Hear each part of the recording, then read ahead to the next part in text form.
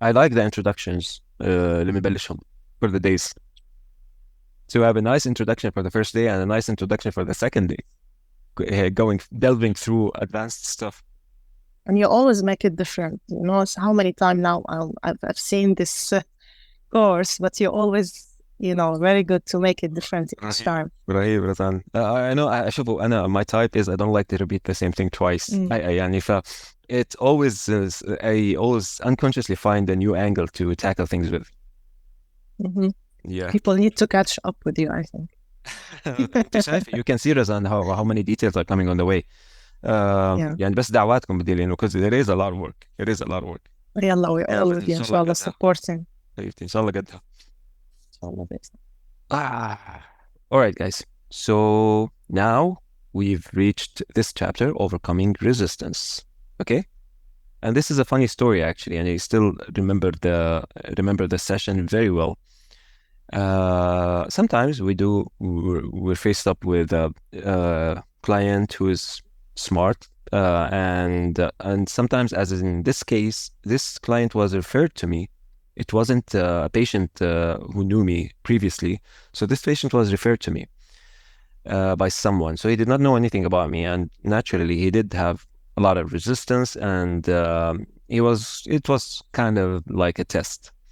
So he came with that attitude, and if we see here, if you're already a therapist, you probably know that you don't necessarily have to encounter an easygoing patient, especially if the patient was referred to you by someone else and did not come willingly to seek help. So this person came through someone else, and it was kind of like he was kind of testing ground, check things out. So you'll also notice that even the patients who seek help can also exhibit conscious and unconscious forms of resistance. We were just talking about this, how some people wear a mask or actually convince themselves and are extremely good actors, especially when it comes to for ideologies and spirituality, etc., etc. So just like we were talking briefly before, some people would can say, I completely forgive people, my heart is pure, etc. While this is like they're actually going completely towards the wrong direction, because we start off with as an angry person, and instead of resolving the problem, we wear the hat of ideologies to say that we are the good people, and instead of resolving things, and we take ourselves farther and farther apart from people by just separating ourselves morally and religiously, or etc. So there's nothing wrong with morals and religion, of course, but it's in our attitude when we are extremely judgmental towards everybody else. I see myself as the good person or religious person or the spiritual person, but what does that make others? So what I'm trying to say, sometimes you are encountered with good actors, with people with extreme resistance, and sometimes people are referred to us, and they're actually, it is a test. It's like when this person is testing ground with a therapist, and there will be a brief battle of arguments in the beginning until the therapist can prove himself able to prove his competence in doing what he needs to do. So you'll also notice that even the patients who seek help can also exhibit conscious and unconscious forms of resistance, just like we said, that can stand in the way of the process and the course of finding and resolving the correct trauma. It takes a lot of gumption. This is what I'm talking about. It takes a lot of gumption, intelligence to know how to win the argument with the patient and to show them, despite their resistance and despite that sometimes they're extremely intelligent and they made sense of things. So we need to know how to actually win that battle, and it's extremely important. So if a patient was able to provide better argument compared to me as a therapist, there's nothing for me to do further.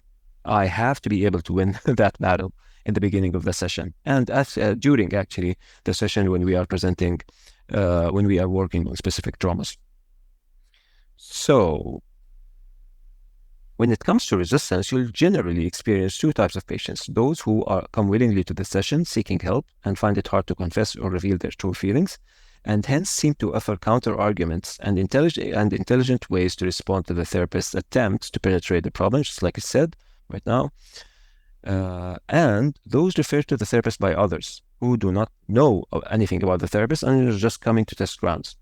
So needless to say, the first is easier. So the first type of patient is someone who knows about me, who knows what I do, and is coming willingly to seek help. But at the same time, sometimes they can have extreme resistance and good arguments again to justify what they're going through. But the second type of patient might not actually come willingly, referred by someone else. So they are just coming skeptical and, okay, show me what you can do. So needless to say, the first is easier to deal with. And the key to overcoming this resistance usually resides in the therapist's ability to offer sufficient and strong arguments that prove and completely seal the point that he or she is trying to make to the patient. We need to be able to give good arguments, okay, irrefutable arguments. And it's going to be a battle, usually. So the following is an example from a session where a resistant patient was referred to me by a relative. Okay, so let's see this example.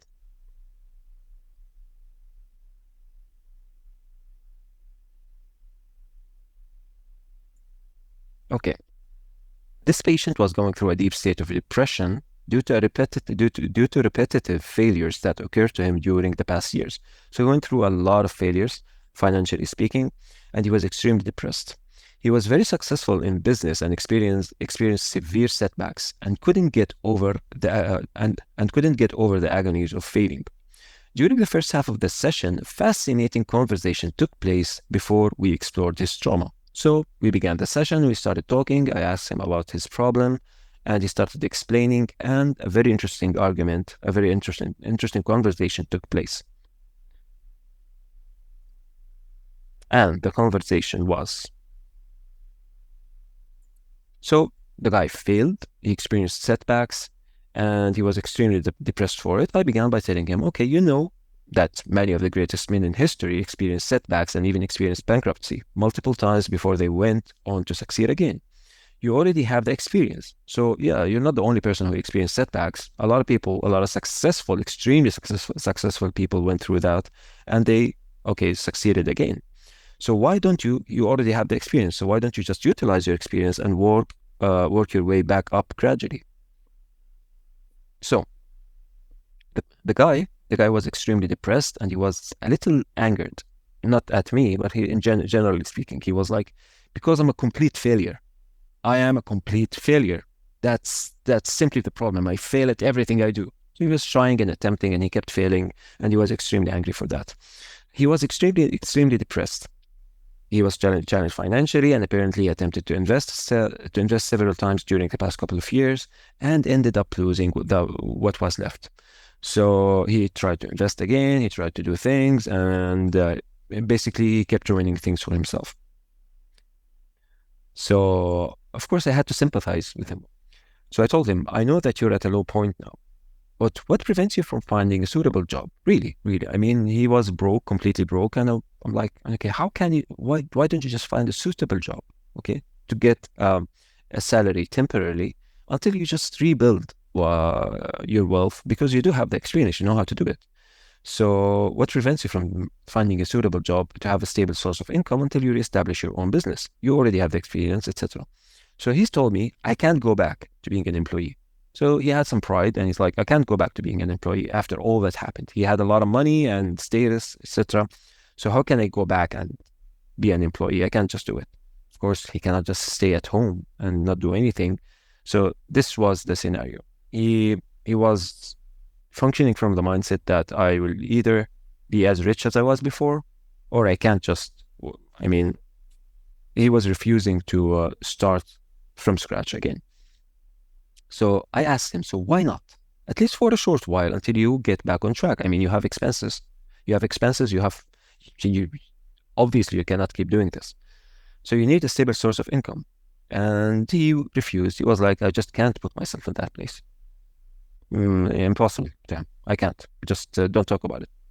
So he was concerned about his social status. He cannot put himself in that position. Now it's time for me. See, there's a conversation going on, and there's a battle of arguments. I mean, I have to find a way to convince him that you have to do something, because he's like, I will either invest and make money or just nothing. He doesn't have plan B. That's the only thing that he's willing to do. So I told him, no one's immune from going through something like this. If anything, it hones the level of a person's skills. I remember an example about Henry Ford. I told him, I think there's a famous quote by Henry Ford after the great crash. It was probably, if my memory serves me correctly, after a reporter inquired about his future plans. And now I don't remember the story very well, so I said it. I mean, I think this is how it happened. So when the reporter asked him about his future plans, his response was, and I'm paraphrasing, give me 5 years and I will be back where I was. I mean, even more. Just give me 5 years. He does have the experience. He knows the laws of how to grow wealth by having the right routine, I guess. So he told him, just give me 5 years. In 5 years, I'm going to show you, I'm going to be back where I started and even more. So Henry Ford had the experience and he knew how to make it in the business world, which is why he was certain of the steps he was going to take in order to recover. Now, many of you now know when we talk about, for example, when we talk about the narcissism trauma, there are examples we give in regards to maintaining habits and getting where we want. For example, if I want to become a painter, if I just took 15 minutes, not even 30 minutes, just 15 minutes a day to experiment with painting or experiment with drawing, I'm pretty sure in 6 months I'm going to be good. I'm going to be pretty good, actually, if I did that 15 minutes every single day. So Henry Ford knew that, and he was telling the reporter that I know how to do it. I just need some time, and if I'm just going to keep doing every day what I did in the past, and I need 5 years, I'm going to be back where I was. And that's the secret, guys. There is no secret other than this, actually. Just constructive habits over a period of time. They have to be good habits, of course, but this is the secret, okay? So I was giving this argument to this patient, and his response was, and see how he's intelligent and he's giving me counter arguments, despite the fact that what I'm saying, it makes sense. What I'm saying makes sense. So look how intelligent his counter argument was. He told me, I don't believe so. No, the things that you told me is not really true. I'm like, what makes you say that, really? I mean, it makes sense, perfect sense. He said, because everything is already destined for each one of us. Because everything is destined by God. I mean, someone is destined to be poor, someone is destined to be rich. And his argument is actually intelligence, and it does make sense. So I asked him, what do you mean? He said, I mean that it's all in God's hands. Destiny is written for each one of us. And no matter how hard a person tries, if it's not destined for this person to succeed, then this person will not. Okay? So he gave me a good argument. He told me, no, it's not necessary that if you follow the habits, you're going to succeed, because things are destined. So if you're destined to be rich, if you're destined to succeed, you will succeed despite, you will succeed. If you're not destined to succeed, despite everything you do, you will not succeed. That's what he was saying. And it does make sense. And that's the power of the argument. So now I had to be extremely intelligent, okay? Because if I did not silence him with a good argument, he would have won. And if he won the argument, there's nothing for me to do. I mean, why would we continue the session if I'm not able to prove the point that I'm trying to tell him? See, this is the importance. And this is what we would call the level 2 for the therapist in the ReiK method. I mean, being proficient and becoming more and more proficient in utilizing the right arguments during a conversation with the patient, as well as, of course, the reverse ReiK like we spoke of yesterday. So he gave me this argument, and it was time for me to counter his argument, okay? So he told me, he said what he said about God's and destiny, and I told him, are you saying that the effort a person puts is not a contributing factor to this person's success? He told me, not necessarily. One person might become wealthy despite the fact that he or she does not put a lot of effort, and another might work very hard and yet fail to make it in life. There is destiny. And he's right. There is destiny. So I had to find a very good counter argument. Okay, so I told him, you know that there's a difference between working efficiently and working hard in an efficient manner. For example, I can carry a lot of bricks for 20 years and remain in the same place, or I can just do things intelligently gradually and I might become a big wholesale dealer, alternatively. So we have to work efficiently. A person who spends his or her life lifting bricks for pay will work extremely hard, but won't probably exceed that mundane daily pay, even if he spent 20 years doing so. So he told me, well, yes, but that's not what I mean. I mean, yeah, I know we have to work efficiently, but that's not what I mean. So I asked him, what do you mean exactly? He said, I mean that our future is destined for us. He's still proving the point that there's destiny by God. Okay, the future is destined for us, and that this destiny will take place regardless of what we do. The problem is, again, his argument is right to most believers, at least, or to all believers. So notice how he uses a strong argument and that he's entirely convinced of its validity. Before I can proceed, I will need to give him a counter argument that will make sense to him and overpower the one he has offered. So I told him, what you're telling me is that our financial status and future is carved in stone for us, and that there's nothing we can do about it. That's what you're telling me. Okay, so I'm making him admit the exact wordings of what he's saying, which is important in many cases. And he said, yes, it's all ordained by God. And notice that he's playing the God card, which is a very strong card. So what I told him, based on that, whoever is destined to be rich, I'm still emphasizing, see? Based on that, whoever is destined to be rich will be rich, and whoever is destined to be poor will be poor, right? And he said, yes. Great. So I told him then, all right, if this was the case, then everyone should simply sit in his or her house and do nothing. Don't you agree? What's the value of doing anything then if everything was completely preordained? So everybody sits in his home, and whatever God wants, whatever destiny wants, and God has written, that will happen, right? So when I told him that, he said, no, of course, one has to do something. See? Yeah, really. I mean, you're telling me that it's all carved in stone, and that it's destined, and that's it. There's nothing for us to do about it. Whoever is meant to be rich will be rich. Whoever is meant to be poor will be poor, and that's it, right? Then everybody should sit in his home and do nothing. That's simply, it makes sense, right? Based on what you told me. And he said, now I won the argument. This is where I won the argument. See? He said, no, of course, one has to do something. I was like, exactly. And although we cannot guarantee what's to come, it's our task to do our best and simply let go. Tawakkal ala Allah. Yeah, it is my task. I will do my best then. I will just leave it to God. But if it's just destined and there's nothing to do about it, why wouldn't we just sit in our homes and do nothing? So then he agreed with me. Don't you agree? And he said, yes, I do. And I won the argument. Okay? So I told him, tell me now, are you really doing your best? He remained silent. He knew that he wasn't. He knew that he was sitting at home, depressed, doing nothing, just blaming things and just feeling bad. He knew it. So he knew that instead of working hard to restore his wealth, he fell into a state of depression and used it as an excuse. He excused himself because he was depressed, because he was feeling bad, and he did not do anything about what he had to do. And because of some pride, he was not able also to figure out ways to make like good stable income until he fixes what was broken. So I elaborated in here. I told him, don't you think that the right way to do things is by finding a proper job to guarantee a stable income for a while until you rebuild your business gradually the way it was? And he agreed. He told me, probably. It's just so hard for me to do this after all that happened. So I won the argument in here, and I was able to continue with the session and figure out the traumas and just work on them. Still, of course, he has a choice.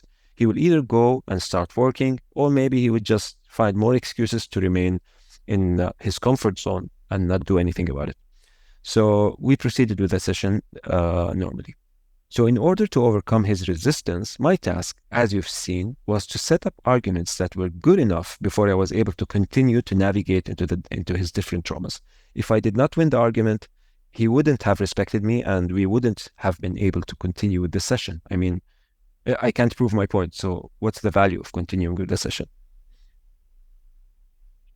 Once that was accomplished, it was easy to get past the resistance, and we could continue with the session appropriately.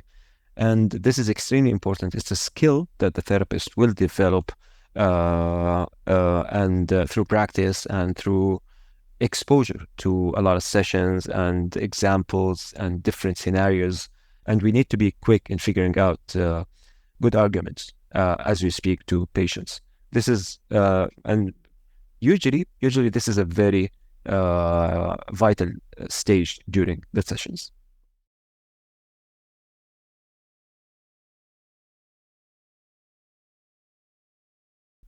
So guys, now we will learn how to perform the ReiK method, which speaks of the 7 steps that we have streamlined in order to have it be practical and easy for anybody, whether a therapist or not, to be able to apply it correctly. So how to perform the ReiK method? It was explained in earlier chapters that the ReiK method focuses primarily on taking the patient back to a time that preceded the first onset of the trauma that is being explored. Remember, like we said, we are looking for the pre-state, okay?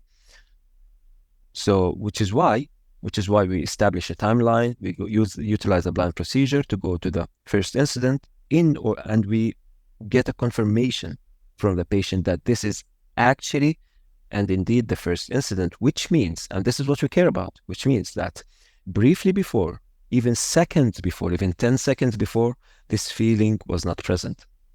And this enables us to give an irrefutable proof to the patient on an unconscious level that there was a time where the problem wasn't there. And this alone is enough to have the patient doubt the premise of his problem or her problem. See? So the pre-state, going for the pre-state, is the main target that we intend to do by applying the ReiK method. So when the patient succeeds in doing that and experiences that emotional state that was present briefly before his or her traumatizing event, this patient's perception of the problem begins to shift immediately. This is precisely what the therapist should be looking to do in every session, and is exactly what the composed steps are set to accomplish. Okay, so we talked about this before.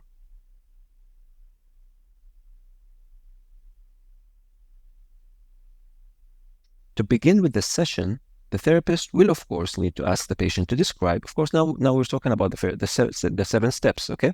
So when the patient comes for the session, definitely we will be asking that patient to describe the problem, okay? If the patient mentions multiple ones, if the patient tells me, I have a problem with this and that, we have to prioritize and choose the most dominant one. So the therapist should keep asking the patient to look for the problem that is most significant or dominant or relevant to him or her at the time being, because we cannot deal with several problems at the same time. Once the most relevant problem is selected, the therapist can then proceed, okay? So now with the steps.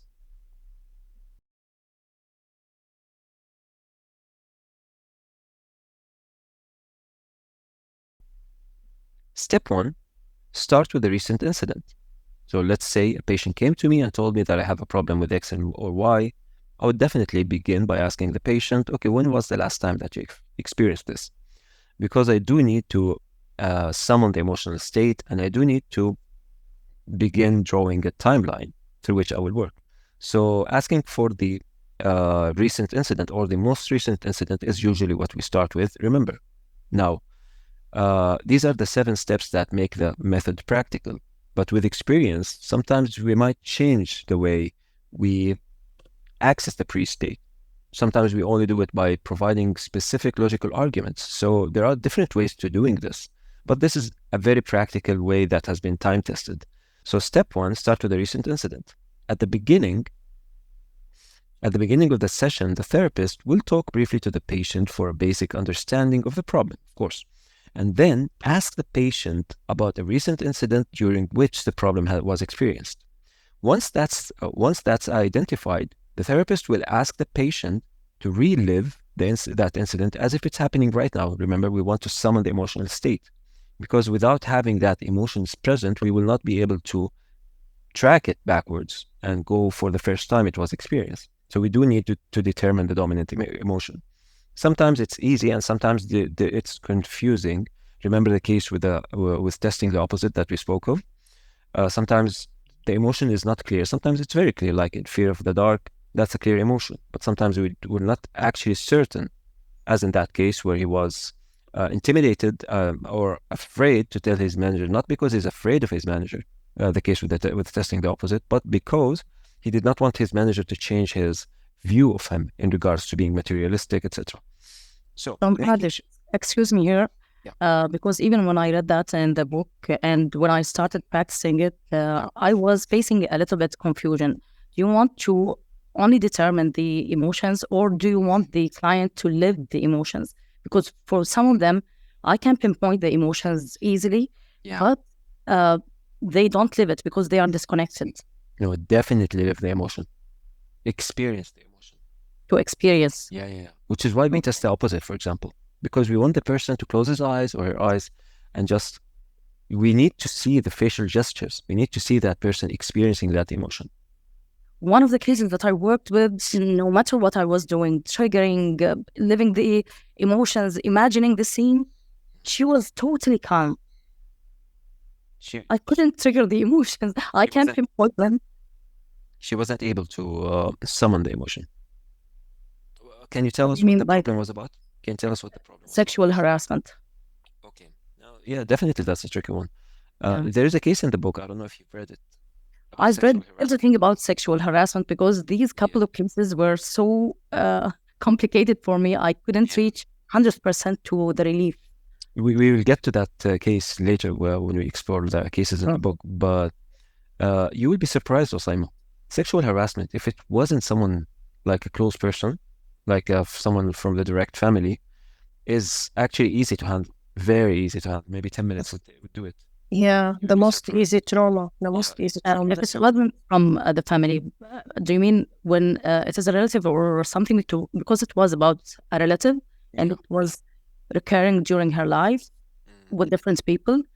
What was misleading in this case specifically is, and I know we will not be posting this because I don't want the client to see maybe some of the details, but you don't know her anyway. So what was misleading is that she said, what I felt from her words is that she wasn't even shocked, or there was a kind of agreement. She wasn't rejecting because it was cases like that. Yeah. Because it was recurring. Maybe the first time was shocking, but when we began with the recent occasion, and she was like hiding other. Okay with it. She's almost Yeah. And there was the blame that she's having. So she's taking the love and the attention from that and the guilt at the same time. Yeah, exactly. Yes. Yeah. This happens actually, and we did experience several cases like this. Now, there's something important. You remember on the first yesterday when we spoke of the willpower and the ability to forgive. These are things that are separate from traumas. They're decisions that we make, right? So there's something. There's another thing similar to that, which is the moral fiber of the person, your ability or your willingness to do what's right and to commit to what's right. The moral what? Fiber, like our moral choices. See? Yeah. Okay. So she's feeling guilty, of course, and she has mixed emotions because she's doing something that she doesn't approve of.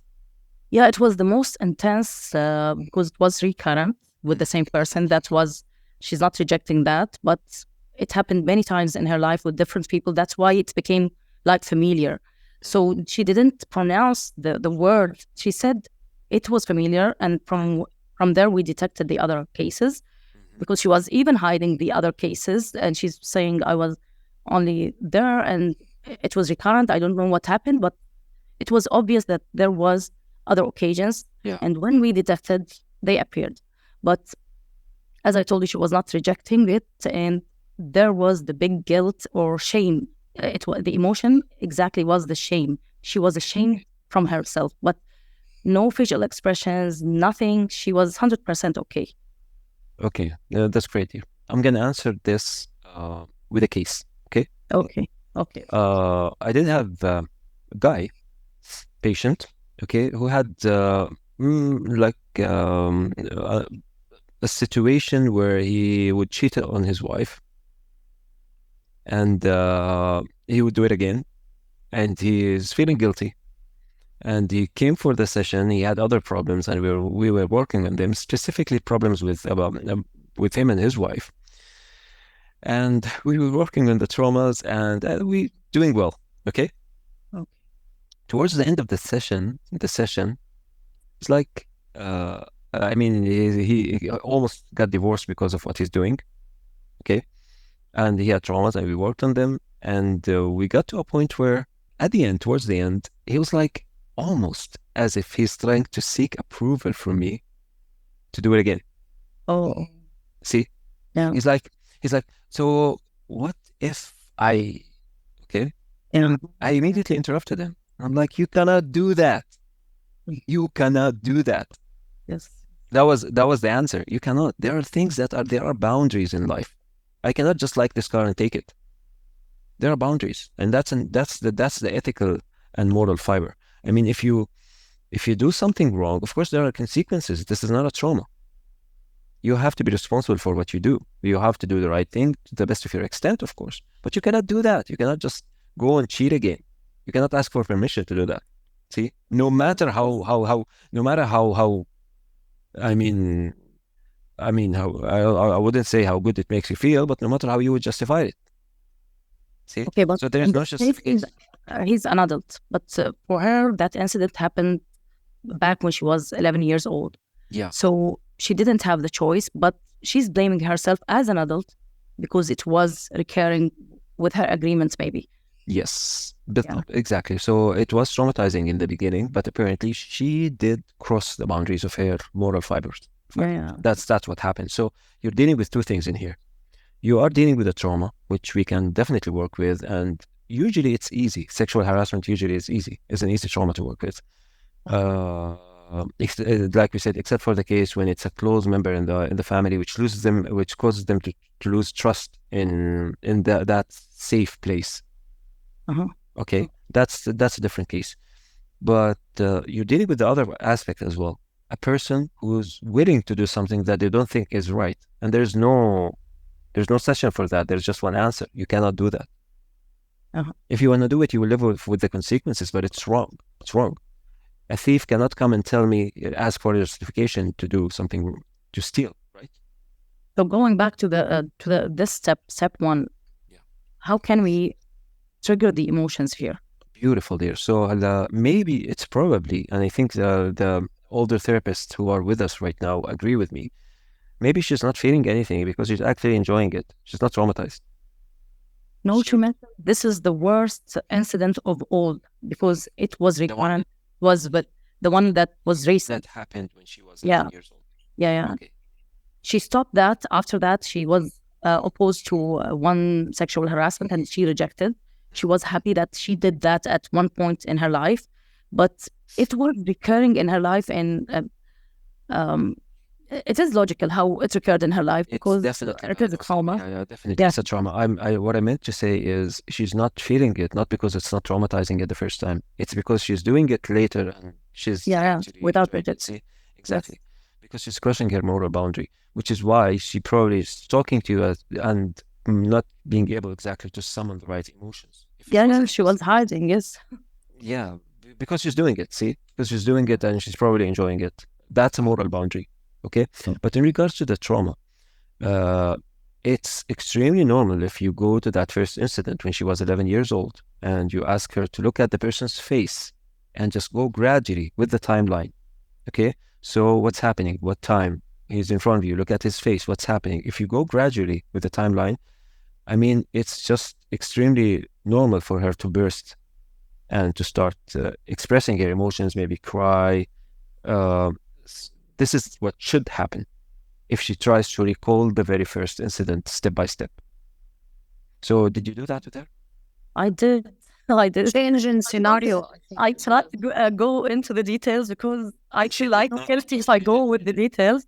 But we did. And she said, it was recurrent. Even I remember at 4 years old, she remembered an incident when we did the blind procedure. We began as a blind procedure. Then she said, no, I can remember the details of this. And then 3 years old, she was hesitating, but I couldn't reach a point where she was really normal, a normal kid, not feeling the disconnection with the trust or something. I can't put it in even. This you can do, Osama, by just telling her, are you telling me, for example, you can tell her the exact wordings. Are you telling me that when you were 1.5 years, you did not run around the house happily? Maybe I missed this exact time. This usually seals it because, again, whatever we tell the patient has to make sense. We cannot impose our thoughts. It just has to make sense. And this is how we trap the conversation. Okay. Exactly. And then you also check the forgiveness and the anger and the other They things? should come, yeah. And we will talk about the case, the specific case about sexual harassment when we go through the cases in the book. Okay. We'll talk about it, Yeah, thank you. So here, instead of going back to find out where she lived a normal life, we assume that she did. Is that what you're saying, Muhammad? Logically speaking, We assume a time in the patient's life where things were normal if they couldn't go back and remember. to give them evidence that there was a time when they were like spontaneous children. And luckily, this is almost true in every case. You will very rarely find out that someone who was 1.5 years old wasn't actually a child who ran around the house and smiled and just was normal. It's almost in every case, which is to our benefit, of course, because we do need statistical evidence to prove things to the patients. So if they cannot remember, we assume they were, and we tell them we think you were, definitely. No, we don't then think you were. Do you see the words? The wordings. Okay, so I said, are you telling me that you weren't blah blah blah when you were 1.5 years? So I wouldn't impose thoughts. All right. Presenting also using the possibility. There was a possibility in your life that you were living as a normal child. Maybe this is logical. We can, but you need to be more specific because it's a vague term. Is there a possibility that you were normal at one point in your life? Or at the age of 1, or you can be specific about the age, but to make it a possibility. I don't think I would need to ask it this way because probably 1.5 years you were running around the house and feeling spontaneous. Okay. See, it's really very vital the way we choose the words. I think to remove the guilt as well, because she feel inside she's really bad person. You need to tell her, you did that when you was a child because you take it as a love and attention. You didn't take it as a sexual meaning. So that's remove her guilt, show her you are not a bad person. And then what I find work as well with, sexual things, like it's changing the scenario, like repeating the scenario, but like the perfect way, like, okay, that's what happened, but now you protect yourself. You didn't allow this person to do this. And I don't know why this is always when you change the scenario, it did work. Yeah, okay. Perfect. Thank you, Rizwan. Yeah. Okay, I have a question regarding the living experience. Can it be re-traumatizing in extreme cases like, let's say, rape cases or more violent cases? How do you tackle the incident without maybe telling the person to relive it, or is it another way to work with it? It's actually important to relive it. It's actually important to face it, to go through it, and to resolve emotion. This is the problem. The problem is that the emotion is bottled, and there's layers of resistance, and in the words of William ReiK, armorings, even muscular armorings in the body, due to that extreme emotion. So we will not be able to resolve it if we did not go and face it. But what's the difference between what we do and what other methods might do? Other methods might ask the patient to scream and get angry and express the emotions. Okay, we don't do that. We can easily apply the reverse ReiK and show them that and get the relief without having to go through that. Sometimes it is good to cry a little, to express a little, and sometimes it happens, just like the case that I told you about, which happened with me yesterday. So, but it wasn't a tantrum. It was a lot of emotions coming, controlled in a way, and we went with the flow, and we spoke about it as it happened. See, so we need it's up to the experience of the therapist to know when to let it and when to know that it's just a circle that will never, okay, let me tell you what actually happened with us for years and years and years. Okay, this was between the year 2000, probably 2005 and maybe 2012. Okay, between that period. And some of the exercises that we attempted and tried was going to every week to a place, to a farm outside the city, and to allow everybody to just express their emotions and explode completely. Like go scream and shout and curse and do whatever you want. Just express your emotions. Don't keep anything inside. And so we did that for years, okay? Weekly. Sometimes maybe twice a week, okay? So we did that for years. Did it help? A little bit. Did the problem go away? No, it didn't. Because the moment they were back to their homes, the moment they were interacting again with their families, that anger came back.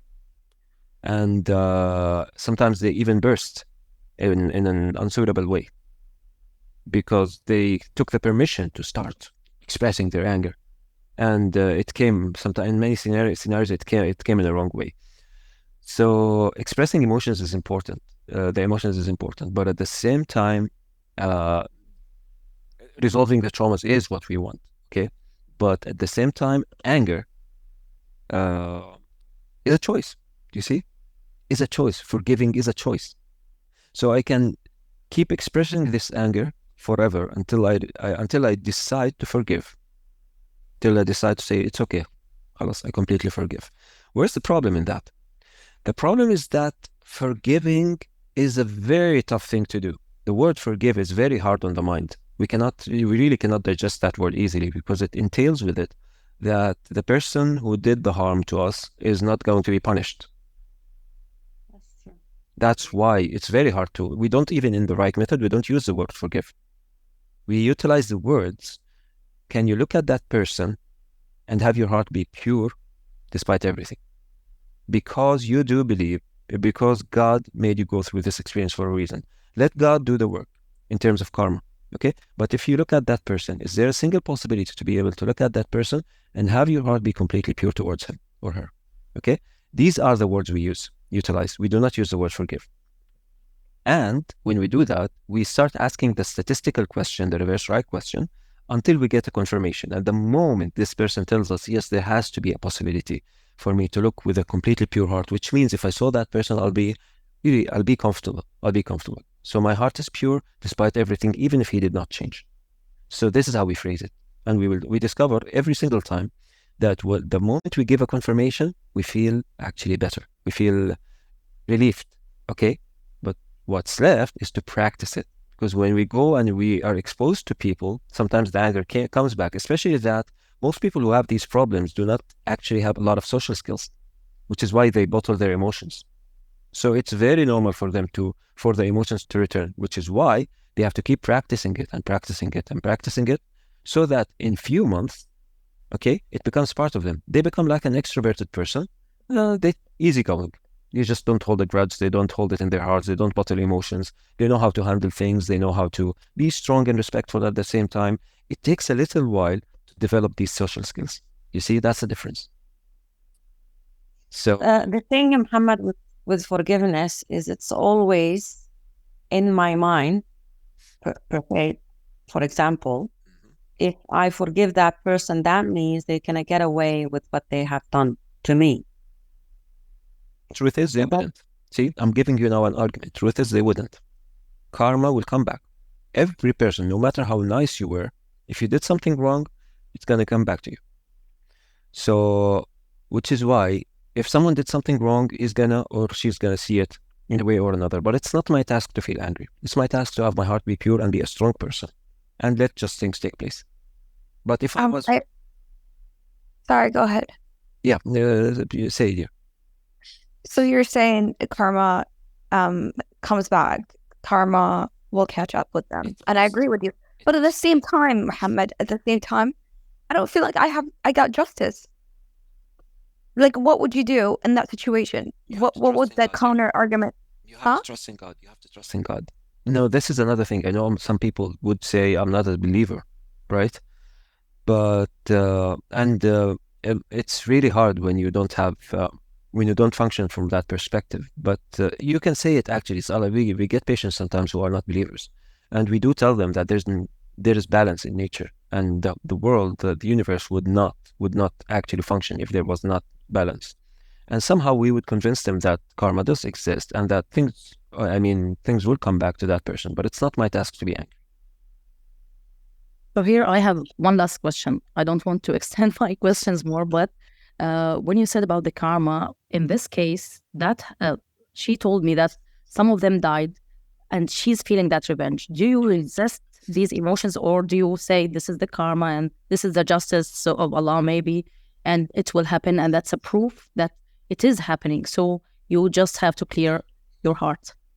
Not, you know, Saima, not, it's basically not to interfere with the outcomes.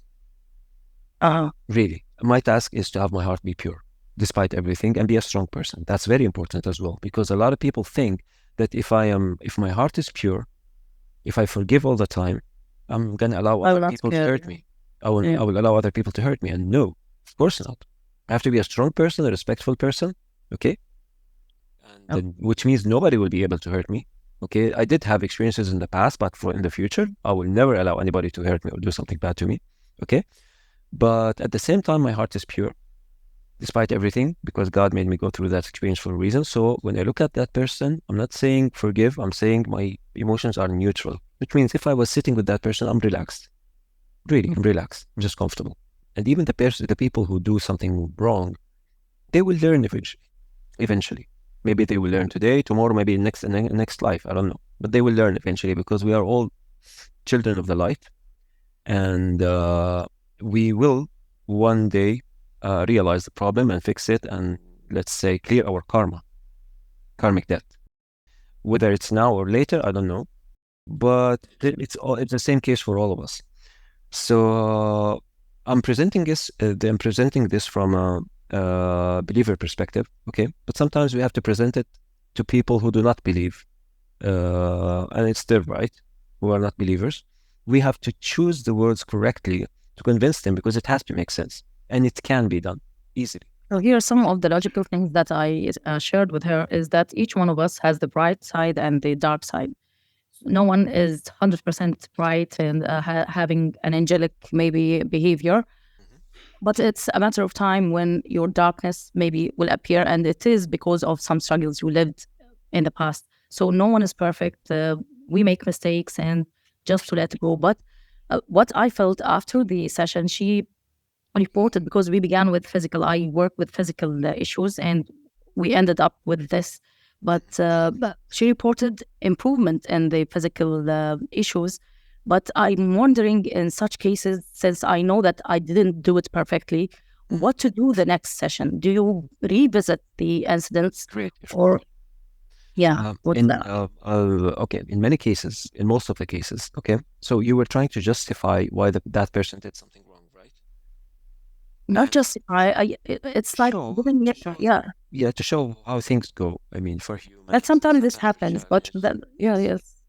What I found, or now, because I did try to do that in the past, but what I prefer to do right now is just throw the question at them at the same time, right away. I would tell them.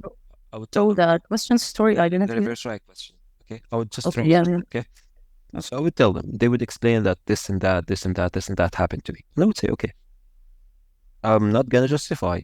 I'm not going to start explaining. I'm not going to start to give you any arguments. I'm just going to tell you, despite that, despite everything, is there a single possibility for you to look at that person, have your heart be completely pure, no questions asked? Your task is to be a strong person, to force other people to respect you. Things happen divinely for a reason.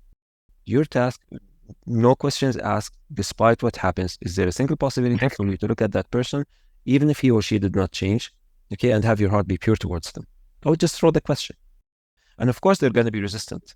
You revisit the incidents and then throw this question, or immediately after speaking maybe a little bit? I throw it whenever I see strong emotions, like strong anger, strong heartbreak, strong feelings. Like, for example, someone is mad at his parents or her parents, because of 1, 2, 3, 4, 5 things happened in life. I'm not going to try to justify. Yeah, I totally got this, but if it was not the first session, it's like this: we didn't finish the work, and she's coming the next session. Exactly. Do you revisit and If she still has the emotions emotions. again? Exactly. Yeah.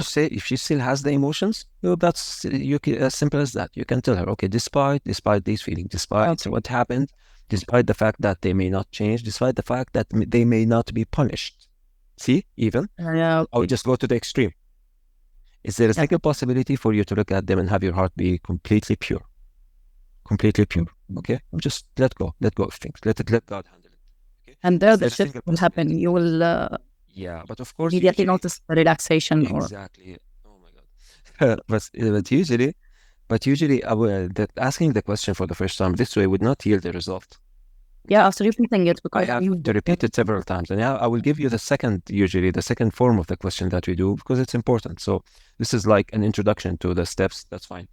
So the second question I would say, because most people would give me a lot of resistance. No, I mean, how is there a possibility, even though that person they would just have, of course, it wouldn't be easy at the first time. Yeah. So then I would throw the second form, the second way I ask the question. I would tell them, okay, let's imagine there are like millions of universes, billions of parallel universes. And in physics, sometimes they say that, whether it's true or not, I don't care, but they say it in physics. There are billions of universes. And in every single one of those billions of universes, there's a copy of you, okay, that went through the exact same thing. There's just a copy of you that went through the exact same experience.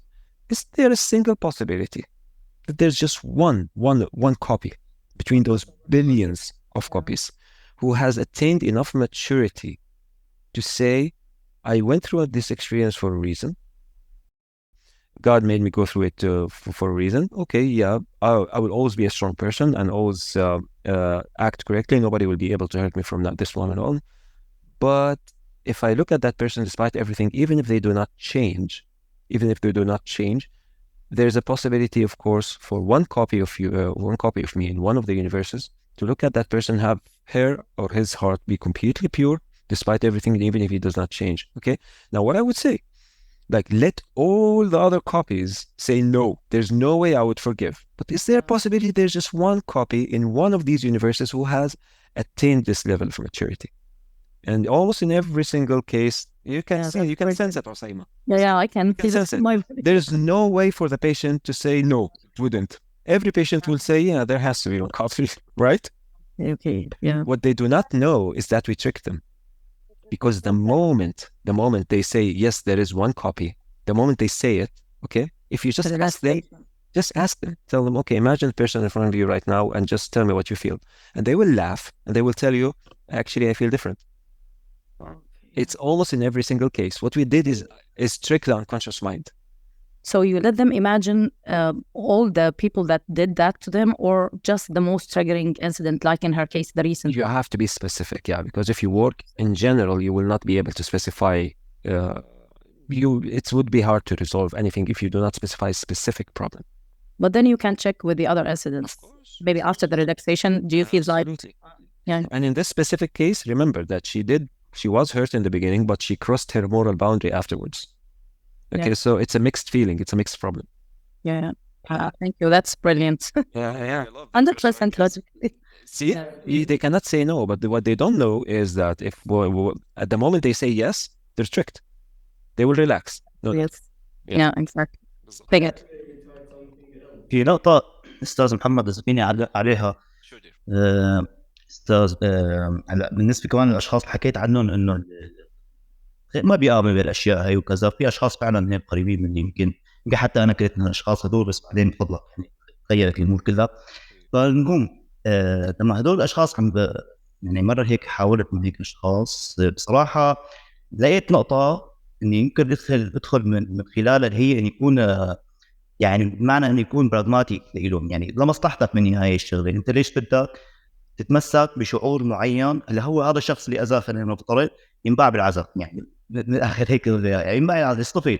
النهاية شو حتكون نهايته؟ ما نبي إحنا ما نحس هذا الشخص، بس بما أنت بالنهاية رح تضل أنت بتستمر بهذا الشعور، يعني أنت حابب يضل معك، فمن هون بدخله يعني لمصلحتك بالنهاية الموضوع. بتحب أنت تغير هذا الشعور، في عندك عندك هيك احتمال، ممكن تحط هيك احتمال عندك. فمن هالناحيه هي كاني انواع استفدت منها يعني بصراحه لما ضبطها. يعني ما بعرف شو رايك بالطريقه هي. طبعا. Yeah, of course, Mu'taz. I mean, what you're telling him is that if you keep doing this, you're hurting yourself. You're not hurting Yeah, others. I use the same thing.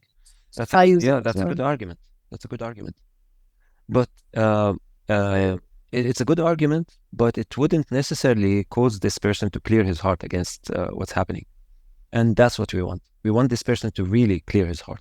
And the moment we trick him or her into saying yes, that there is a possibility, something actually happens. Something happens. And it's very effective in the cases where there is anger, and it's very effective in the cases where there is heartbreak. Like in the case with the woman that actually initiated the reverse ReiK procedure. What if the person does not want to forgive? We still ask that possibility question, and we have them say, yes, there has to be one possibility, exactly like I demonstrated briefly before. So the moment they say there has to be one copy, of course, okay, they will relax. And they have to practice doing that every time they get those strong emotions, because it is a skill. Controlling our emotions and handling them this way is a skill which has to be developed over a few months, and we have to explain that to the patient. Now, this is something we do when we do the primary narcissism session, because when we finish the primary session, we give them homework to prove that they are able to do to associate with people and clear their hearts, and to prove that they are able to commit to certain habits, okay, without playing victim. The minimum of the habits.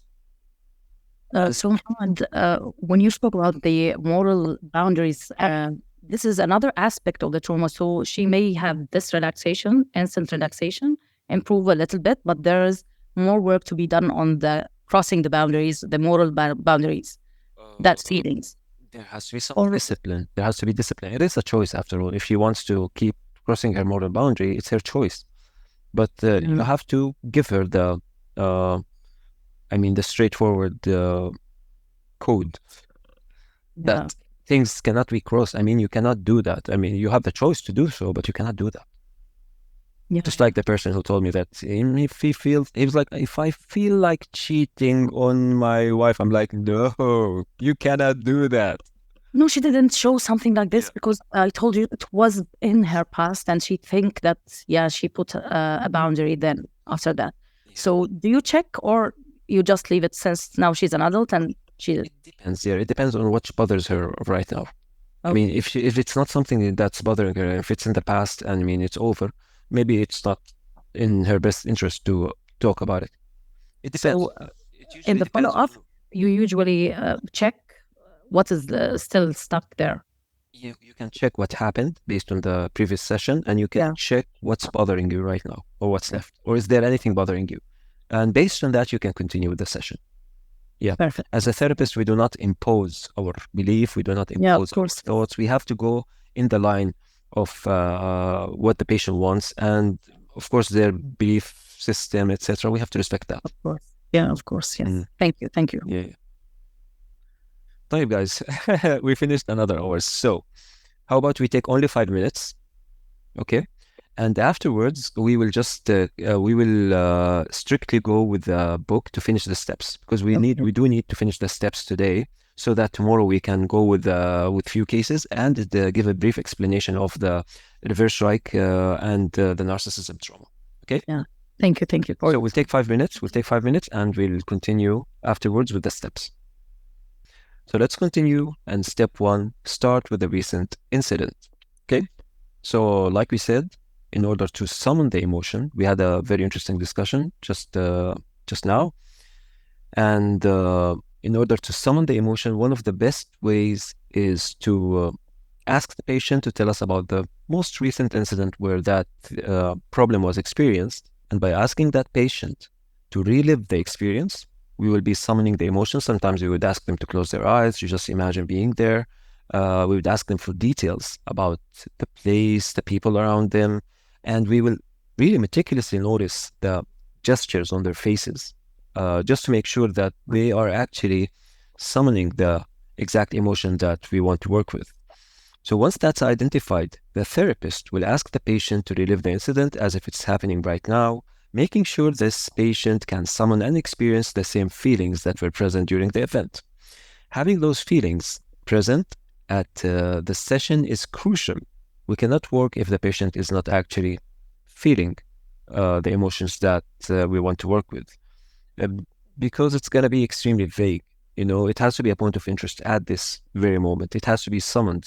In a lot of cases, sometimes when I have recurring patients, when we begin, I know that the problem is still there, but sometimes they're just not feeling it at the moment. So I would revisit certain memories to have them summon the exact emotions that we want to work with. Having those feelings present at the session is crucial before the therapist can continue, which is why it's important to begin with this step. For example, so let's continue with this step. I think, this is the case where the person was afraid of the dark. So we're going to be utilizing this case to explain the steps of the method. You do remember we talked about it briefly when we spoke of the blind procedure. So we'll continue. Now let's assume that this patient came and explained to me that he's extremely afraid of the dark and he's embarrassed because he's an adult and he shouldn't be doing that. And once we established the premise, I would ask him, okay, when was the last time you experienced those fears? Of course, it's the fear of the dark, so it's usually the last night. Or maybe he wasn't actually when he was attempting to sleep. Maybe he was going through an alley or going through...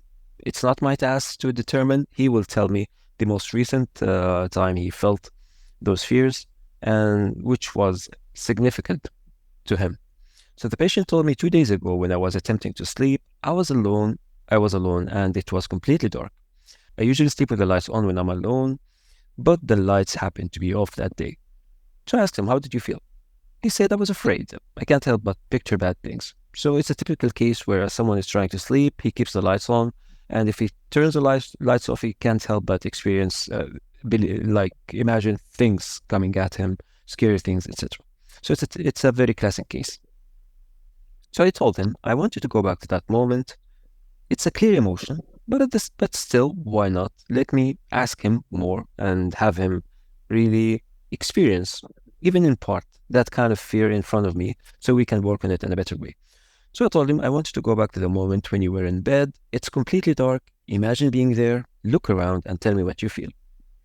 The therapist is attempting to have the patient summon the emotion, just like we said. It's frightening, he told me. I keep imagining bad things coming out of the corners of the room, monstrous faces. So he's telling me that he imagines scary things, monsters coming from the corners of the room. So I told him I still want the emotion to be more present to him at the moment. So I told him, I want you to imagine that you're there right now. Take your time to do this. Close your eyes. Imagine that you're in bed. Look around you at the darkness and tell me how you feel.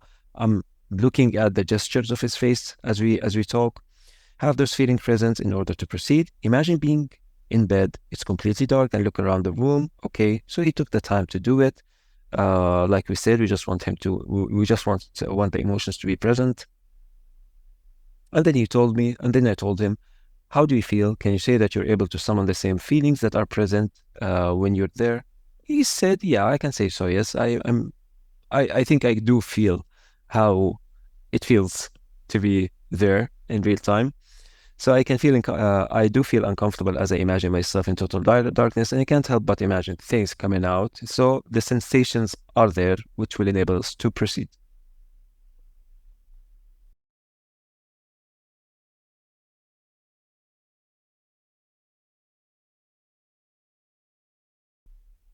So step number 2, which is related to step number 1, we have to determine the exact emotion we want to work with, because with this emotion, we're going to ask him to go backwards in time. So step 2 is determining the dominant emotion. Of course, the dominant emotion in this trauma is quite clear because it's fear of the dark. There's little confusion in that. Maybe the person would have other reasons, but for now, it seems to be very simple. To navigate through the patient's memories, the therapist will need to ask questions about the first traumatic event that involved this feeling in hand. For this, the therapist needs to make sure that he or she is backtracking with the correct emotion. We cannot go backwards without choosing the correct emotion.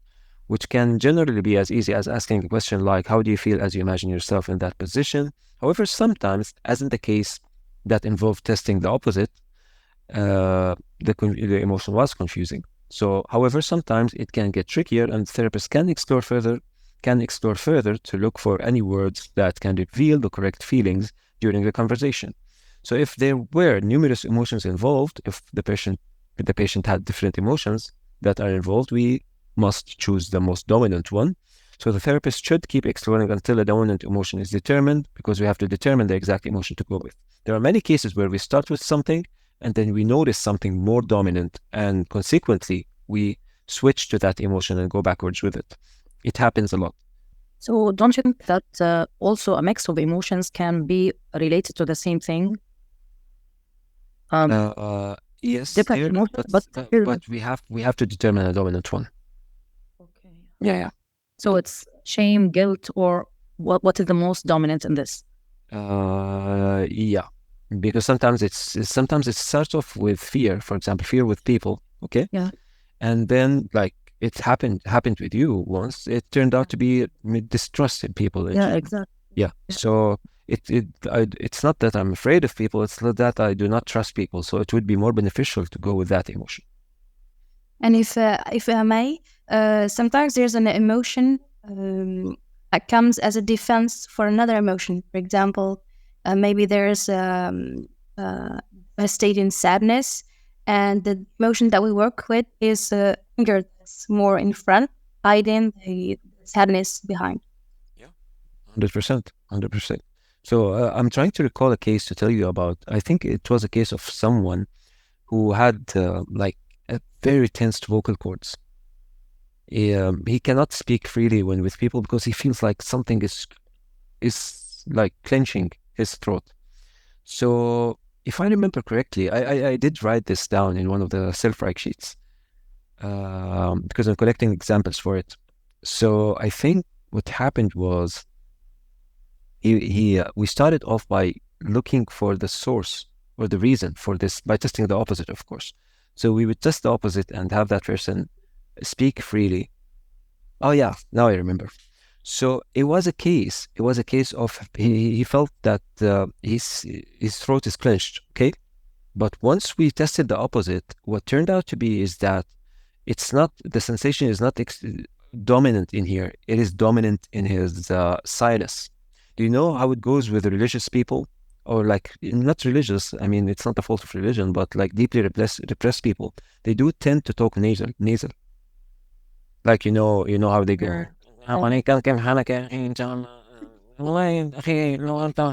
They do it. Yeah. So we were looking for the emotion that was tensing his throat, and as we were testing the opposite, he told me, no, this feeling is way stronger. And we actually went to it, and they had two different memories, by the way, and it did put them as two different self-ReiK sheets. You are going to enjoy it when we talk about it. So, but what I'm saying right here, what's relevant in here, is that we have to determine this dominant emotion, because we might sometimes start with something, and there's a possibility as we talk a little further and try to examine the feeling, there's a possibility that we will find that there is something more dominant or like that's stronger than to work or better to work with. Or here it was the body sensation which was more dominant, and from there you would detect the emotion. Yeah, and that particular case, because I was working with the physical ReiK. Yeah, okay. So I was working with the physical ReiK, which makes me start with the muscular tension first. Okay, yeah. But this is advanced. We didn't even talk about this with the current practitioners, by the way. So this is the first time we actually discussed this, and we're coming with a lot in regards to this. Okay. So to continue. So this is why there's a whole chapter, there is a whole step, okay, for determining the dominant emotion, because it is important. In some cases, it's very simple, but in many cases, we have to dig further to determine the most proper emotion to work with, okay? So sometimes it gets trickier, of course. If there were numerous emotions involved, like we said, we will choose the most dominant emotion to work with. So as a therapist, try to avoid vague terms. We cannot accept vague terms. So if someone tells me, for example, I feel depressed. Depression is a very vague term and it carries with it a lot of emotions, a lot of reasons. We cannot work with that. If someone tells me I am mad at my mom, for example, that's a specific thing we can work with. If someone tells me I'm depressed because I don't feel I look good, that's something I can work with. That's a trauma I can work with. But just depressed, that's a very vague term. Okay? So try to navigate further to reveal the reason behind the depression, for example, feeling unloved, having a problem with being overweight, etc., etc. So I think I did continue with the exemplifying session in here, which actually the emotion in there is extremely simple. So it did not take a lot of work. So basically, I'm just saying the feeling involved is extremely clear. So I'm saying what physical sensations, maybe sometimes I would ask the patient about the physical sensations. So I would say, what physical sensations do you get as you imagine being in that dark place with this creature coming to haunt you? He told me it's like my body is paralyzed, electricity rushing through my entire body. I can't breathe properly. I feel extremely afraid. So he's just explaining to me, I just did this as an extra step. Okay, in this specific case, it's not really very significant. But we did establish that the person is actually afraid. Okay, so this is the emotion we're gonna we're gonna work with, which means I'm gonna go backwards in time and ask him, when was the first time you felt afraid in the dark? So this is what I want actually. I want to establish a clear emotion to go backwards with in order to get to the pre-state. Great.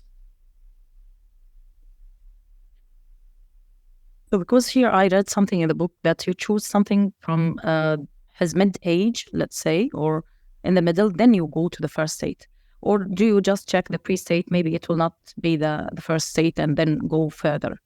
It varies. Okay, sometimes we would choose an intermediate scenario to solidify the emotion. Sometimes we wouldn't. Sometimes we would throw the argument, sometimes we wouldn't. Sometimes we would throw the argument in the beginning, sometimes we would throw it as we attempt to get to the pre-state. So there's no specific time for it, but we will judge based on the session itself.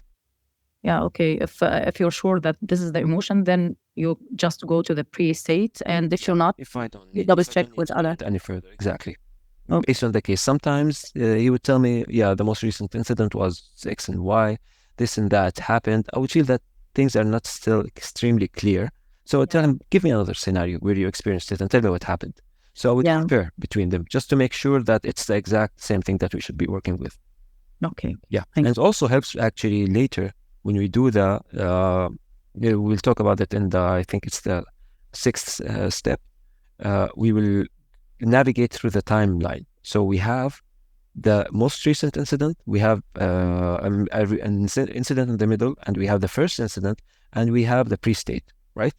Yeah. So once we access the pre-state, we would solidify the resolution by just moving through the different timelines and testing his feeling against what happened then. So it does help also having the middle incident. It does help also in this way. Okay. Yeah.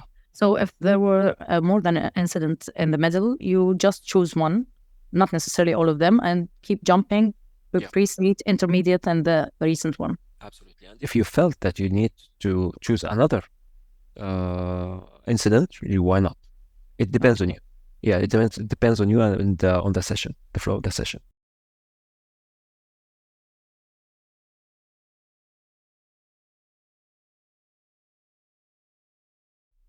Okay, so step 3, establish a strong logical argument.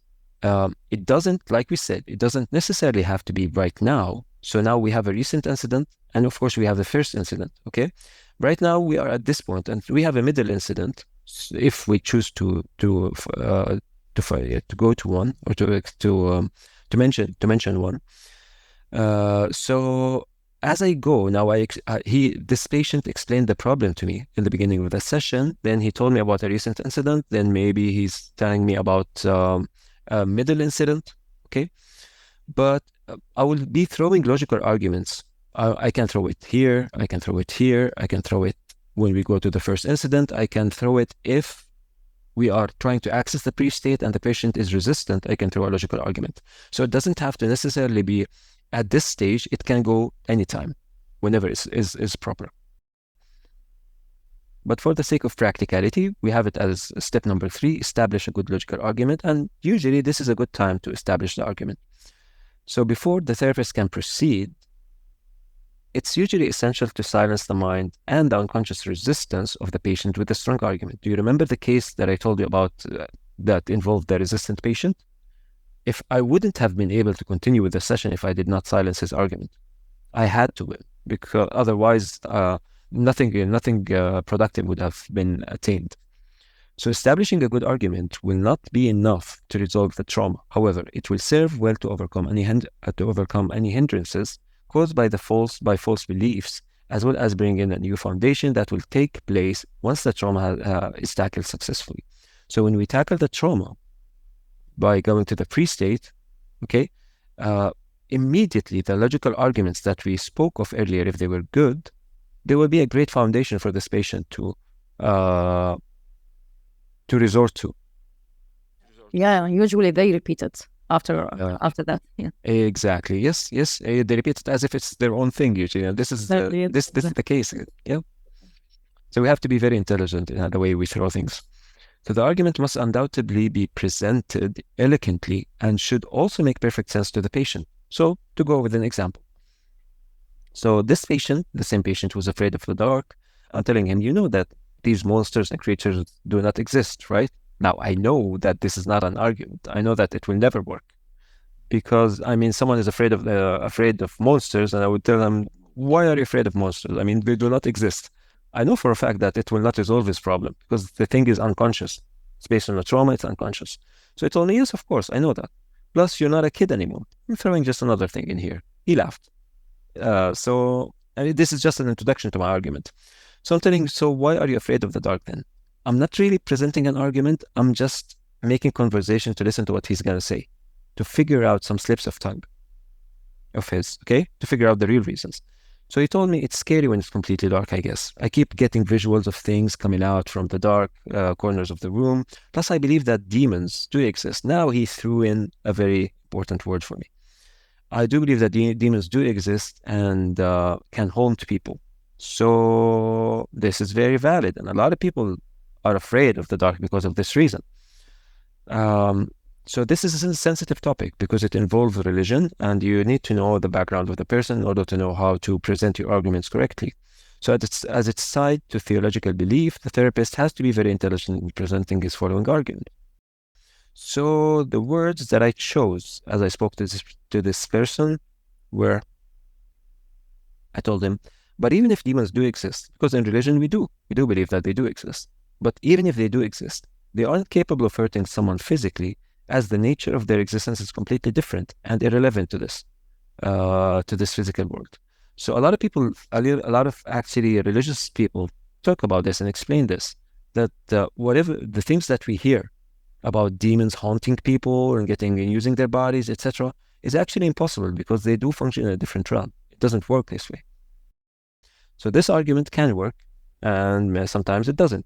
I have to be, again, intelligent. So another argument that I actually use right now, whenever I have people who experience this problem, involves asking them about their belief in God. Usually in our area, luckily, people do believe in God and they do believe in the Almighty. So when you tell them, for example, okay, even if the demons do exist, and I mean, God is all. Even if a demon exists, this demon does not have any power over God, over the power of God. And they, of course, they would say, yeah, definitely. And I would tell them, if you are a believer in God, you know that if you say just one verse of the Holy Book, okay, of the Quran, and in all the Kutub Samawiyya, we know that to be true. So if you say just one verse, this demon cannot actually handle being in the presence of such light. So it will run away. So if you really believe in God, if you can prove that you believe in God, you should believe that you are protected with this just by saying these simple words, because you are a believer in God and because the power of God surpasses all these creatures that God created, actually. So it's like a test of belief. This person now is trapped. See, it's a very intelligent argument, because this person is trapped. This person knows that I would never say that I do not believe in God. And if I really believe in God, I should know better. I should know that if I say Bismillah Rahman Rahim, whatever demon is there will go away. So they're their belief is almost questioned, okay, in a very intelligent way. So the argument works. It really works. Of course, the trauma is not resolved then, although sometimes it is resolved partially, like we said, if you provide a very wise argument. But this will serve as a great foundation to go backwards and figure out and find the traumatic event that began that problem for that person. So the patient started to loosen up a little. Let's say I gave him some good arguments and he loosened up a little. They made sense to him and we were able to continue to go for the trauma. See, this is why it's important to throw a good logical argument, but we do need to experience the pre-state or to experience the correct emotion, if I may say, correct emotion. If someone is afraid of cats and I told them, but cats are not scary, cats would not hurt you, that argument would never work unless I'm able to summon the correct emotion by either choosing the right words or by going to the original trauma and accessing the pre-state. See, there are different ways to do this, but we have a very practical tool to apply that really works in most cases. Yeah, and with experience, we can build on that.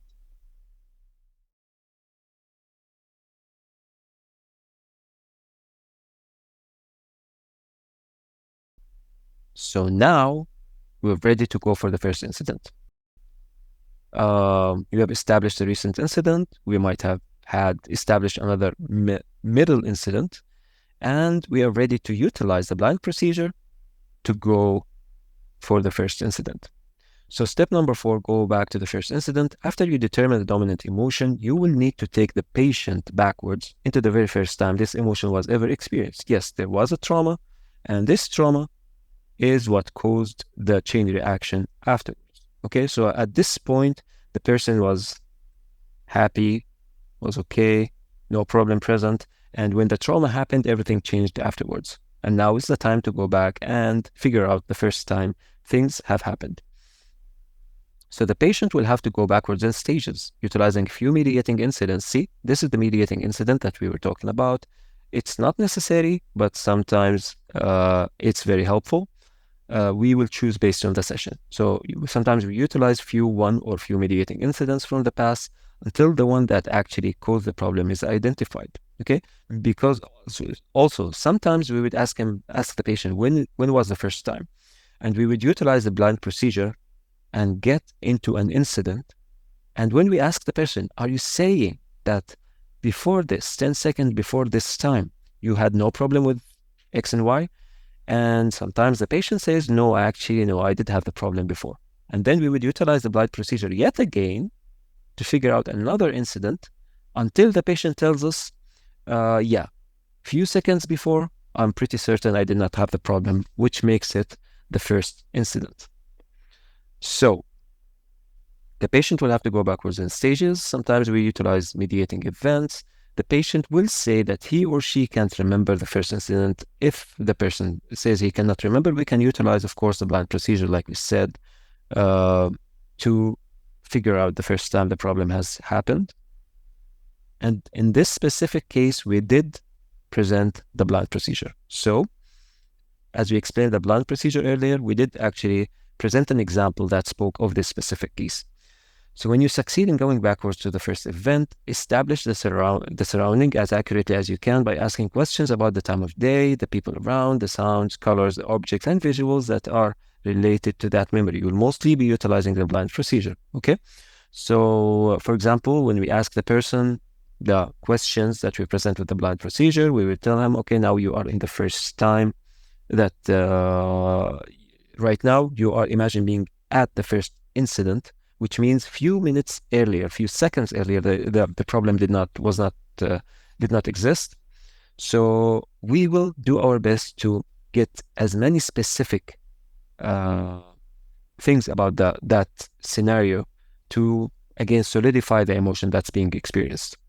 So let's say I told the person to go to the first incident. He told me, as in this case, he told me I was in bed in my room. I would say what time of day, let's say, for example, 8 p.m. or 9 p.m. Sorry. Let's say, for example, 9 p.m. I would say, for example, where were you in bed? Any certain sensations. In different cases, I might ask, do you smell something? Was there a specific smell? describe the room around you, anything that will help us solidify how the person feels, how that the person is really imagining being at that point in time and place. So make sure the patient is not just remembering. We don't want, this is what I'm trying to say, we don't want the patient to remember, yeah, I remember this and that. We want the person to experience the emotion as if it's happening right now. Like, go backwards, you're in there, look around you, what do you see, who's around you, any sensations, smells, etc. We want to see the facial gestures. We want to see that the person's actually experiencing being at that place. So in this specific case, the patient established that he's afraid of the dark, and we did perform the blind procedure earlier, as we explained. And we did figure out an incident where he was at his cousin's house in his childhood. I think his age was 5, if I remember correctly. And they saw a tape of Michael Jackson's Thriller, and he was afraid because he saw him transforming into a werewolf. And due to that, he was afraid ever after. The night afterwards, he was afraid as he tried to sleep in bed. So that was the product of the blind procedure. And now we have an incident which we can work with to go to the pre-state. And earlier, we have also established in the previous steps a good logical argument. So if we go back briefly, see, we did start with a recent incident. So based on that, we did determine the dominant emotion. And afterwards, we gave him a good argument. And then we used the blind procedure to figure out the first incident. Now we are ready to experience the pre-state.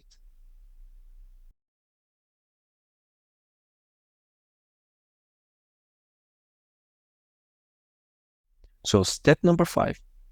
Now we have the timeline and we have the first incident. And what we need to do is move backwards a little further.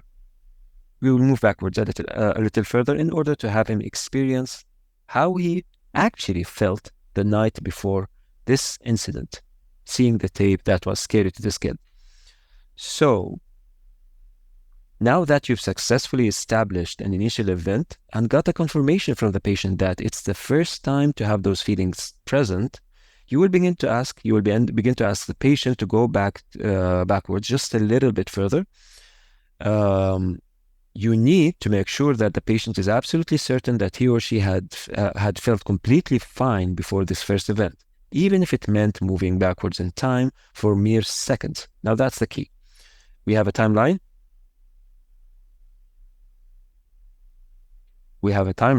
Okay? This is the first incident. The patient must tell me, even if it was a minute before, even if it was seconds before, the patient has to tell me, yeah, few seconds before it, if I experienced that, I wouldn't have felt afraid. Once we get that confirmation, we can proceed. So now that you've successfully established, you need to make sure that the patient is absolutely certain that he or she has felt completely fine before the first event. Once the therapist gets that confirmation, he or she will then ask the patient to talk a little about the details of whatever was happening at the time. If the patient failed to remember, the therapist can reaffirm that the accuracy of the information is not very important and that the patient can say whatever comes to mind. For example,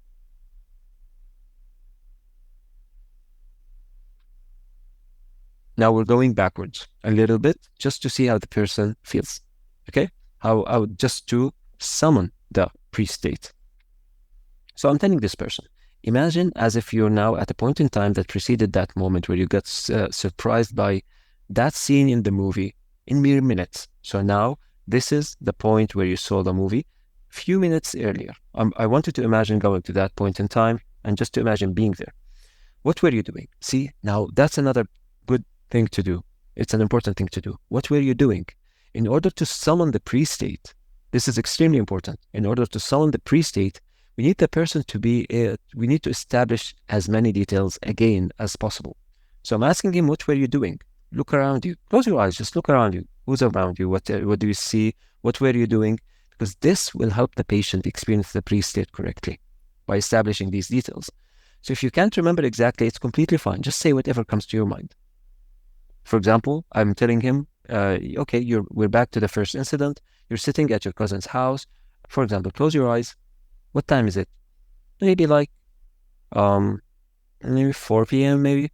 I'll then ask, for example, who's around you? And this person said, my mom, my aunt, my cousin, etc.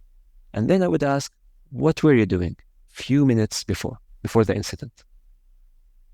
I would even ask him to look around the room. What were you doing exactly? This is usually where the magic happens, actually, because there is a moment where this person is able to recall how it felt before the incident. Remember that ever after, this person is afraid of the dark. During the time before, he was not. And he forgot how it feels. He forgot how it feels to be not afraid of the dark. He doesn't recall being that person. He doesn't recall how it feels to not be afraid of the dark. So this is my task. When we go backwards to the pre-state and I get an incident that's pretty close to that incident, few seconds even earlier, and I ask that person to look around and summon the emotions that were present there during that time. Usually at that moment, the sense of relaxation or the instantaneous relaxation happens. The moment this person recalls how it actually felt before they developed the problem. See? So this is a very effective way to actually access the pre-state. So I'm not pretty sure how we ended up in the discussion. So let's recall where were we before that. Describe to me the exact moment. Okay, so we're explaining going backwards a little further to access the pre-state, and we were explaining how we have to go through as many details as possible to make sure that the person really experiences the emotion correctly. So now, this is what I'm doing in this exemplifying case. What I'm saying is, imagine as if you're now at a point in time that preceded that moment where you got surprised by that scene in the movie in mere minutes. What were you doing? If you can't remember exactly, it's completely fine. Just say whatever comes to mind. So simply, I just want him to imagine being before that moment, and I want him to just imagine being there and to tell me, close his eyes and tell me, how he feels just looking around and seeing people around him. I'm trying to summon the pre-state. So at this point, the therapist tries to make the patient experience how it felt when he or she once lived without feeling inconvenienced by the problem. And now you know, guys, that it's really about the summoning the pre-state. I can do it by utilizing the steps we're talking about, and I can sometimes just do it by giving very intelligent arguments to the patient. Sometimes, there are different ways to do it, but what we actually want is to summon the pre-state or to experience the emotion that was there and that makes sense to the patient, and that is an irrefutable proof, unconscious proof, that there was a time when the problem did not exist, and to have the patient re-experience that time. Okay? So at this point, the therapist tries to make the patient experience, blah, blah, blah. And when the patient succeeds in doing that, you will almost immediately begin to notice clear signs of relief. Now, that's what we call the instantaneous relaxation. The moment the patient is successful in just experiencing that feeling that was present before the problem was there, we will notice a sense of relaxation in the muscular system. We will see that there's something happens. And the most magical part about it is that the therapist also experiences that. And even if they were not looking at each other, and even if they were silent during this process, the therapist would also, and maybe we can't explain it, but there's a whole science that they call radionics that speaks of this. So the therapist will be able to feel that the change did happen. A change did happen at this point. So this is what we call the instantaneous relaxation, and it's the mark that the trauma has been tackled. It's the mark that the perception has been changed and altered at least by 40-60% maybe from the first time. So Which is the Muhammad, indication. I missed this part, the adiomics. Radionics, yes. Radionics, okay. Radionics, yeah, it's a whole science here. It's a whole It's about science what? that speaks about what's the right word for it? Because I don't like to talk about vague terms that do not have specific and clear proofs. But if I may explain it in a way that's logical to everybody, you know that sometimes you think of someone, and this person suddenly calls you on the phone, right? Yeah, it's happened. Exactly. So this is the connection okay, and the influence that we would call, for example, radionics, okay? But people who study the science are doing a lot of strange things with that. For example, I would, in the words of some scientists like Ruth Braun or Huda Clark or similar scientists, they would get a plate with, for example, a piece of hair, for example, and can get a bit scary, connect it to a device, a frequency device, and just be able to transfer change to the person who's distant in another place on the planet. Yeah, that Do you gives explanation for some of the sciences that they speak about all the time, the quantum physics and in tapping, there is something I cannot even recall the term, but it is tapping for someone who is not present.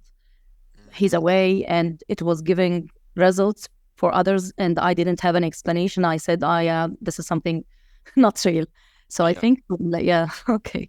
In terms of being real, it is definitely, there are the signs that prove that it's real, okay? Okay, yes. But we do not like to speak about something that we cannot prove at the moment.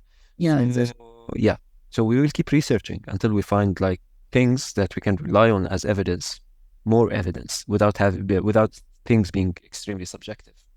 So do you recommend any books about the radionics? Radionics, this is the term? Okay, so if you want to study radionics, you might as well check out Albert Abrams. This is the father of radionics. Okay, so his scientific approach is extremely interesting because he used to utilize it also to cure diseases.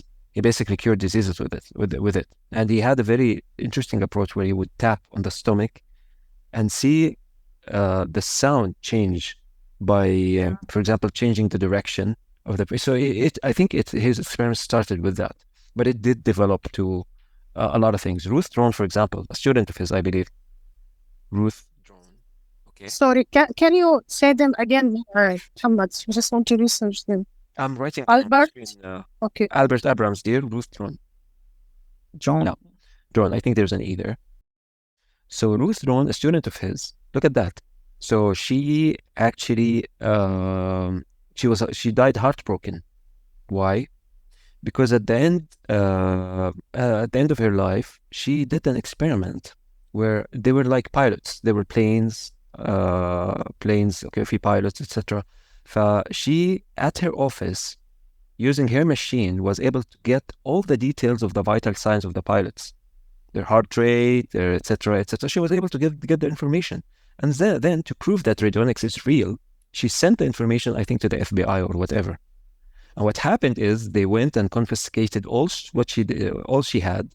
They prevented her from working, and they said she was a spy. How did you get the information? She was telling them, radionics, this is how I got the information. So they did not believe her, and she died heartbroken. Can you imagine? Yeah, she did a lot of great things. This woman is a philosopher of the first degree, فظيعة. She's unbelievably amazing. You can read the book that she collected and elaborated on, called Wisdom from Atlantis, if you can find it. I did collect all these books 20 years ago, actually, from sources that were extremely hard to find. Yeah, I think they would hide these kind of resources. Now you probably would find them on the internet, but back then, I had to get in touch with specific people to get the information. Yeah. All right. So I'm telling him, imagine if, as if you're now at a point in time that preceded the moment. I'm having him summon as many details as possible.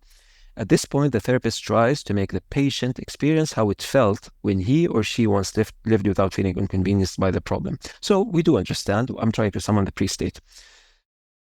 When the patient succeeds in doing that, you will almost notice an instantaneous relaxation, which we spoke of, which is the indication that the trauma has been successfully tackled. And as we said, nearly 60% immediately from the first attempt, is resolved. Because the perception really changes once we are able to summon that emotion. And this is a treasure beyond description.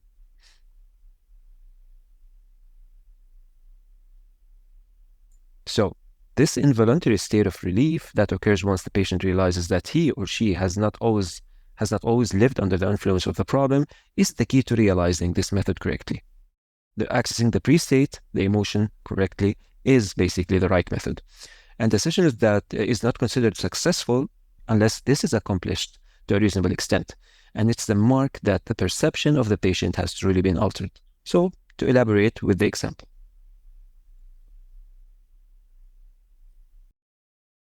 In this case, I told the patient, describe to me the exact moment that shocked you. So I'm going backwards and summoning the emotion that happened during the first incident, the incident of the trauma. As you saw that scene from the video, when was the exact moment that shocked you to the core? And he told me, he specified the moment. It was at the time his eyes turned yellow as he turned his face in the beginning of the video. I was not expecting something like this, and I was extremely shocked by it. He was just looking at a video, and the actor turned his face. Once he turned his face, his eyes were yellow, and that shocked him because he was not expecting it, which is how traumas work. Are you saying that, now I'm confirming that this is actually the first time. Are you saying that before this very moment, before he turned his head and you saw his eyes turn yellow, you had absolutely no fears of sleeping in the dark? Would you say that this was the very first time for this fear to enter your life? So are you telling me that right before it, you did not have this fear at all in your life? I just want the confirmation. So he told me, I can say so. Yes. Bingo. That's what I want. All I want is for him to confirm that this is the first time, which will enable me to summon the feelings that were present before that. So summon the pre-state. I think the word pre-state has to be trademarked. It's a word that's just specific to the ReiK method. I don't think it's used anywhere else, which is cool. Okay, so he confirmed that this is the moment. Then I told him, wonderful, I want you now to imagine yourself reliving a time briefly before that moment. The head is still turning. See, I did not utilize at this point the night before. I utilized as the actor is turning his face. Like, he still did not turn his face. He's still turning like a flash of a second. It's less than 1 second. So he's still turning, and you have not yet seen his eyes turn yellow. How were you feeling at that moment before he turned his face? And he told me, I felt completely normal. I was just sitting with my cousin and watching the movie. Can you feel, guys, as I say this, you also can actually feel a kind of relief, right? So it's weird. It is really weird, but it's true. This is radionics, and in other words. So as the moment he just told me the words, I felt completely normal. He's remembering how it felt back then. And this is actually resolving the trauma. This is actually touching on the trauma. If the patient can experience this pre-state correctly, the trauma will immediately begin to dissolve in part or in full, which is why the therapist needs to bring in few more details. It's good for me to bring in few more details to have him remember more and more of the emotions that were there. So I told him, okay, who was around you at that point? He said my mom and my aunt were with us. We were all watching TV. Of course, he remembers now that he was happy at the time. He was sitting, probably eating something. He was happy at the time. So he started to smile as he said that. At that point, the thought of being afraid of the dark had absolutely no place in your life, right? He said, yes. At that point, I had no fear of the dark. Would you have felt any discomfort if you stepped in complete darkness before that day? And he said and confirmed, no, I don't think I would have. So we did touch on the trauma. We were successful in doing that. So now I told him, wonderful. I want you to move just a day backwards in time. I want you to imagine the night before, imagine being in bed, looking at the darkness around you. Do you feel anything doing that? So I asked him to do that. And do you think that you would be able to feel completely comfortable looking at the dark space just as a baby does? I exemplified with a baby. Like a baby just looks at the dark place. I acted it in front of him. Look at the baby looks at the darkness, he sleeps. It means nothing. It means absolutely nothing to the baby. So will you be able, if you imagined yourself being at the night before, will you be able to feel, and do you think you're gonna be able to feel this way? And he said, I think I would, yes. As you've seen right now, really, his perception did change. And this person actually did resolve most of the trauma, okay, just with this simple procedure that we did, okay? He did come afterwards, and we did work on some jinn issues, and along with other stuff as well. But we did basically resolve at least 60-70% of the problem just by doing the procedure that you just saw in front of you. So he had his eyes closed, and the muscles of his face were getting more relaxed as he imagined looking at that dark space. This is the mark. Once the patient admits that he was fine before that moment and experiences the pre-state for a flash of a second, the trauma immediately begins to dissolve, and his perception also begins to change, enabling him to feel more comfortable in the future when the same problem is encountered. And that's what happened. So this is, guys, how we actually, there are different ways to access the pre-state. And this is the practical way that we've compiled into steps. So with experience, we can do it in different ways, but this is extremely practical and extremely, it's time tested as well, okay, the way we do it this way. So we're going to be doing a lot of exercises, and we're going to try different ways to access the pre-states as we go through some different cases, whether live with all of you or by reading some of the cases in the book. So behold and be ready for that.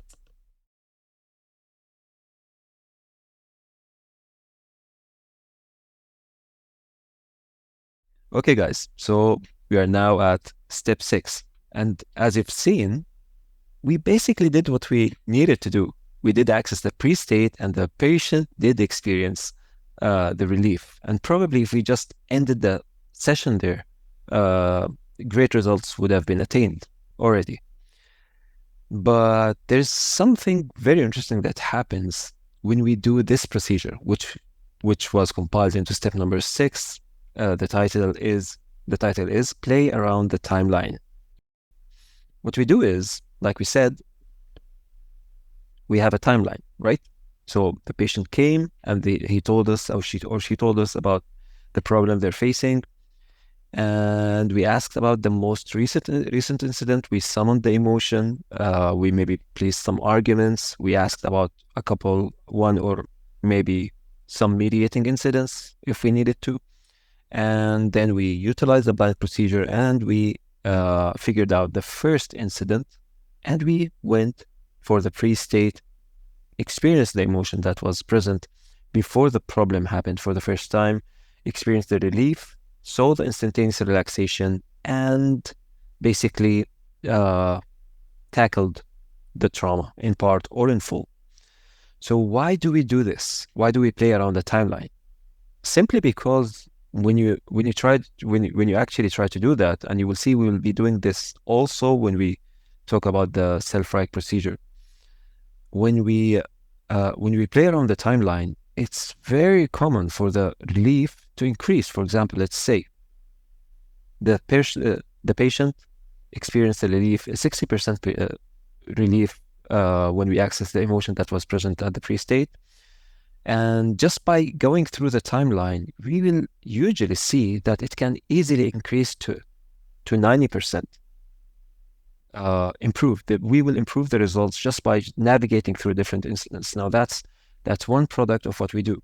But the other thing that this accomplishes as well is testing this patient's feelings against the different incidents that we talked about beforehand in the session. So let's say this patient was afraid of the dark, or let's say a patient is afraid of heights, okay?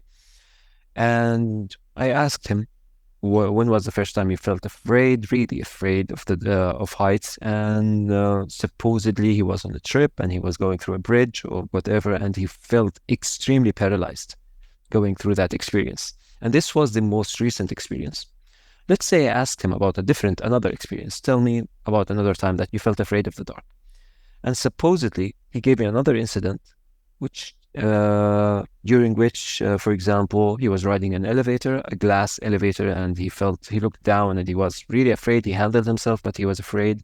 So let's say he gave me another experience. And then we went to the first event, and he gave me the time where he first felt this fear of heights. So now we will go before that. We will access the pre-state. Perhaps maybe one day he was with his family in a theme park, riding, a roller coaster or something that's meant for kids, and he was enjoying it and he was happy. And although it was high, but he was next to his parents and he was enjoying it. So we went for a pre-state, and we did see that he felt better about the problem and his perception began to change. Now it's time to do some testing. I'll take him back to the most recent incident, and I will tell him, imagine reliving it. Imagine being there. Imagine passing through the bridge and look at the scene from that perspective. How do you feel? Probably he would, okay, I'll just act it out. Let's say this patient is closing his eyes and he's trying to imagine being on that bridge and he's looking, see, I still feel some sense of fear, like doing that. It's still scary to me, even though we did access the pre-state. So this commonly happens, okay? I would simply ask him, do you feel as afraid as you did before? And it's very common for him to say, not as afraid. I do feel a sense of rush. I am afraid, but it's not like before. Before that, I felt paralyzed. It was a debilitating fear. I felt paralyzed just imagining, looking through that scene. So he would experience, for example, now this is where the interesting part happens. We have this timeline, we have the most recent, we have an immediating event, and we have the first event, right? So we did access the pre-state, and he did feel better. And when I went to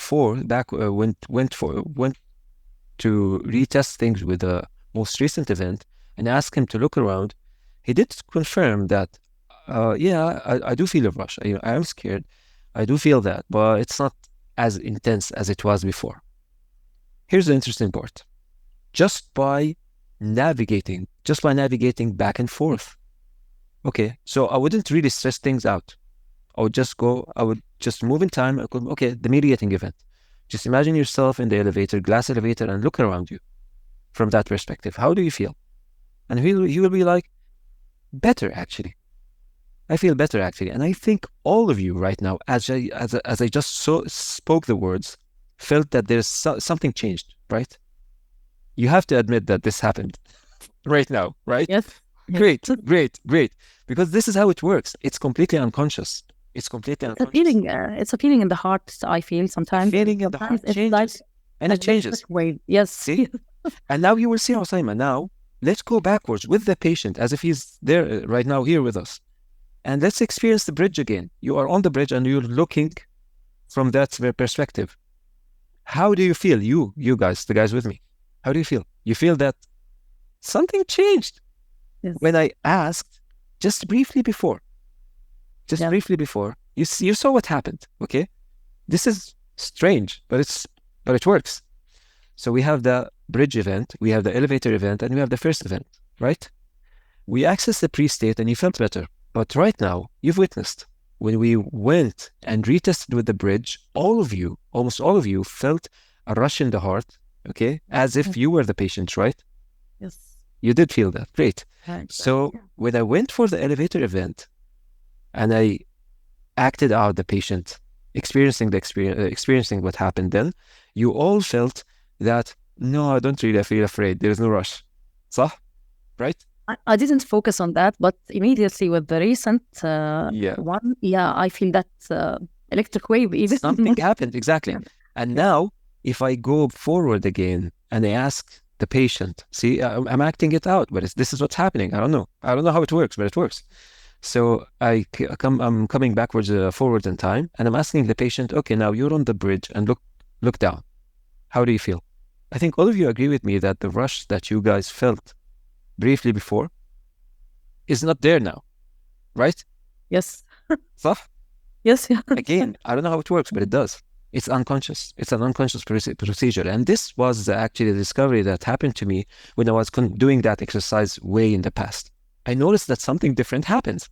I can't explain exactly why it's why it works the way it does. What if the patient experiences shift in the intermediate event, but didn't agree that there's a shift? And that's, I'm speaking about the case that we already shared together.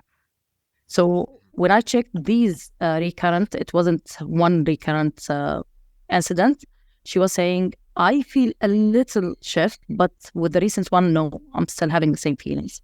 So do you feel like, we have to go again to the pre-state and check and... Possibly, dear. There are a few things you can do, okay? since there's certainly a shift, and you saw the relaxing, maybe I can't remember even if. Yeah, sometimes the problems are a bit complicated. Okay, they're not just single emotion, different things. Sometimes they're extremely strong. Sometimes they're mild. They're not really very strong. So it varies. Okay, but there are things we can do. Okay, first, if you keep moving and testing things after accessing the pre-state, if you keep moving to the different scenarios and have, for example, I would have the patient, you're on the bridge, look downwards. How do you feel? It's like afraid, but less afraid. And go, okay, let's go to the first event. You are there, you're looking downwards. Is the fear still there? You would be much less. I would say, go to the pre-state. How did you feel back? How did you feel then? It's like, I was happy. I was really happy in the theme park and I was happy. And I would go, okay, back to the bridge, look downwards. How do you feel? It's like, much less afraid, almost no fear. So we can do that actually. We can keep moving and testing against different timeline, different points in time. Okay, but this is why we established the events, because we need that to test. So even if you did that and still the recent event, there's no shift. Yeah. So this is one thing we can do. Yeah. This is one thing we can do. Just navigating if we are certain that the pre-state was accessed successfully. Yeah. This is one thing we can do. The other thing, of course, during the time we're doing that, we might notice that, for example, we did not solidify experiencing the pre-state correctly. Maybe we notice that it's good to throw some logical arguments as we speak. Maybe we would see that there's actually another event that we have to go backwards towards. Okay, maybe we would see that this person, for example, has a problem forgiving. It's not about the trauma. Yeah, I think you see that. You see that sometimes, yeah, sometimes that's a problem. He or she has a problem forgiving. It's not really about the trauma. See, because I know that there's something that is resolved, but still the forgiveness maybe part. The forgiveness part is the block that remains there when we are dealing with anything related to introverted narcissism. Then you go back in the other session, checking the incident, what's still bothering you about this, and going further. This is why when we are faced with this problem, we have to perform the reverse ReiK until we make sure that the person is capable of forgiving, or is capable of clearing the heart, and at the same time is capable of practicing it when they go back and they get exposed to the source of the problem. Yeah, I think this is the missing part. I didn't do that forgiveness or clearing up. Yeah. So this is what makes this trauma, the narcissism trauma, different compared to others. Why? Because if I have a fear of animals, if I have a fear of heights, if I have a fear of elevators, etc., there's no one to forgive. It's just a trauma. So is it possible that someone is an extrovert and then for a couple of years he became an introvert because of some incidents? I'm speaking about myself, by the way. When I read the book, I realized that, yeah, you have narcissism. I'm telling everyone in the family, I'm having narcissism and this and this and this. But when you are speaking about being an extrovert, I was extremely an extrovert. Then lots of things happened in my life. Then I made that, what I call it, the divine pose. It wasn't a bad pose because I saw the results after that. I accomplished lots of things. I wouldn't have accomplished this if I was still in the relations that I was there. So I realized, yeah, I have a narcissism, let's say, if I want to say it in Arabic, لما نحكي طيف من التوحد نفس الشيء اللي بحكي طيف من النارسيسيزم. ف there is بس يعني it is I don't know. You tell me. You can be an extrovert, then go into introvert, then go back to extrovert without even relieving the trauma or without working on it. Shufi, not usually. It's not the common case. The common case is an introvert begins, that the problem of introversion begins around, let's say, 4 or 5 years old, usually. Okay. So before that time, بيكونوا spontaneous. But something happened. They are hit with narcissism. That's basically one of the primary things that happen. Sometimes it's related to family problems, which makes them feel unsafe. Sometimes it's related to narcissism. They decide, because of what they're told at the time. For example, the father tells the kid, "You are different. You are the good one. You are the good person." Just by saying these words, it's a disaster. Yeah. Why? Because this person will have to Think live up. different. Yes. He will have to live up to being different and special, Yeah. right? Which will make this person feel guilty all the time, which will make him a narcissist, which will make him separate himself from other people, which will make him judge other people. See, a lot of things happen with that.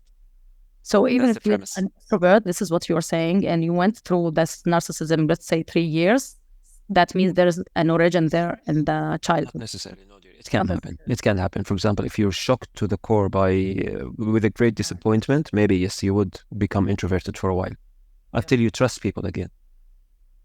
But the interesting part, even narcissism, the interesting part is that usually during that time, you will tend to go for ideologies. See, just like we said, you will notice that just by doing the time shifting, the one we just talked about, okay, just by doing the time shifting, okay, and testing things against the different events on the timeline, you'll notice that the procedure also helps loosen the resistance of persistent trauma. Sometimes the person, by accessing the pre-state, would tell me, yeah, I feel good, but it's like 40%. It's almost guaranteed that if you just shifted and retested things against different events, the same way we just did, it's very, very common for this percentage to increase to 80 or 90% in just mere minutes. And this is definitely extremely significant. So this is what I was just talking about. Playing around the timeline for a short while afterwards will almost always do so, will help increase the percentage of the relief. So it's done simply by jumping randomly through different events and asking the patient to verbalize his or her feelings regarding the problems as they imagine being at that point in time, just like we did just now. The targeted events are mainly the same drawing that I just had. The targeted events are the moment the patient got traumatized for the first time. So there's the timeline. This is the first time he got traumatized. At the time briefly that preceded the moment, the pre-state moment, a recent event, which is the last time the problem happened, and any mediating events that we choose, however it goes through the session. Another random event that comes to the patient's mind. So we always ask open-ended questions when we talk to patients, like, give me the last time, give me another event that comes to mind, because this will stimulate the unconscious mind to give us memories that are relevant, or whatever is relevant to the emotions of the patient. So the therapist should keep doing this procedure until the patient seems completely comfortable imagining being at those various events without having any signs of distress. So we can just keep navigating until we feel satisfied that, yeah, this patient is comfortable enough imagining these scenarios, and it seems that he has relaxed enough, which enables us to move to the last step and ask the patient to test himself against real life to see what happens, how he perceives the problem from now on. So to continue with the example. Somehow, just let me interrupt you here. If you have a client who has a scientific base, do you explain even the procedure, because they are always curious, what's happening, what did you do, what is this? So do you explain that, yeah, we're connecting the unconscious with it? I would also. It's different from a therapist to another, but yes, I would love for the patient to always understand exactly what I'm doing. Good. Yeah, it's respecting actually the mind of the patient, and it's better for the patient to understand, yeah, why we're doing this, because this will do 1, 2, 3, 4, 5. It makes sense. It makes things actually more logical.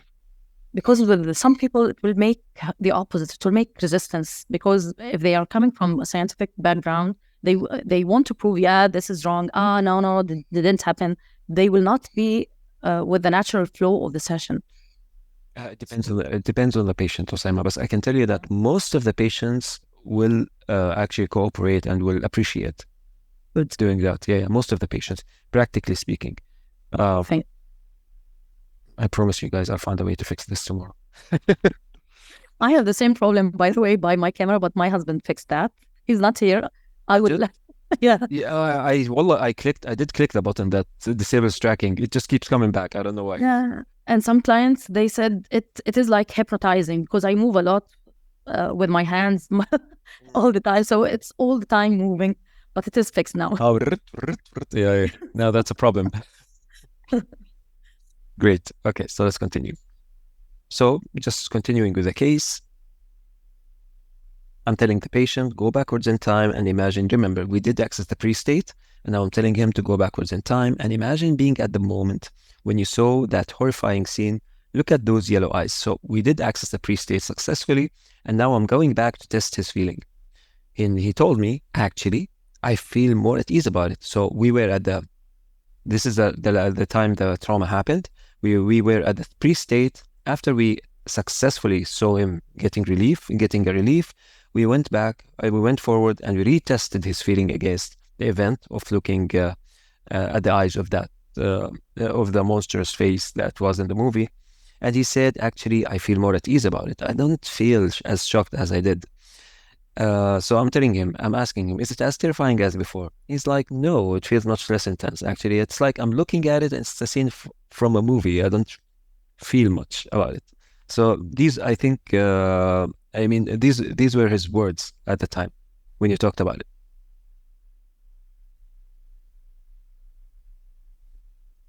So then I said, okay, imagine being in your room this very night. So I'm testing now again. See, the most, not even the most recent event. Now I'm testing his feeling against sleeping this night. So I'm telling you, imagine being in your room at this very night. It's completely dark. Look at the darkness in front around you, and you're sleeping in your bed. How do you feel looking at the darkness in front of you? Do you still feel that you fear the presence of monsters and scary creatures coming at you? And he said, not like before. No, I feel more relaxed. He's able to look at the darkness, and he's like, no, it's not as scary as before.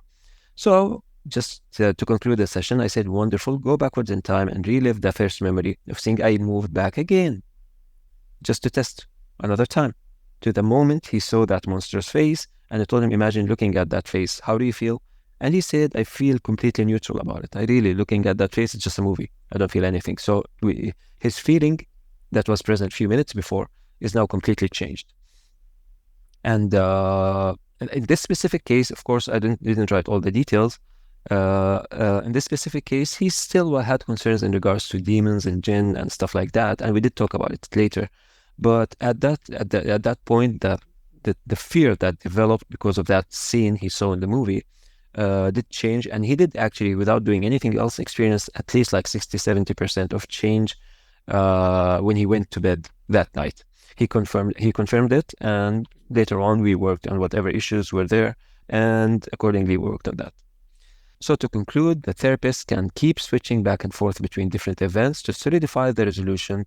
But all in all, this is precisely what happens in almost every case. Now, the interesting part is we have a timeline, and just by doing something that it does make sense, of course, but that doesn't seem to be capable of giving us that kind of relief, just by moving and reimagining, just by doing that, and that alone, we are experiencing a great shift in relaxation. I guess that's how the unconscious mind works. So an event that might have felt utterly terrifying if to the patient becomes neutral, as if it's just an average, insignificantly passing incident by doing this time shifting with step number 6. Okay? And we'll be utilizing this also later when we speak about more details.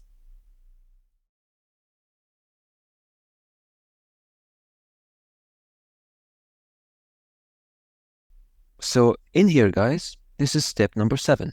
Okay, step number 7 is basically concluding this session. Immerse in real life, test, and repeat when necessary. So we did go through the steps. Let's just navigate through them again quickly.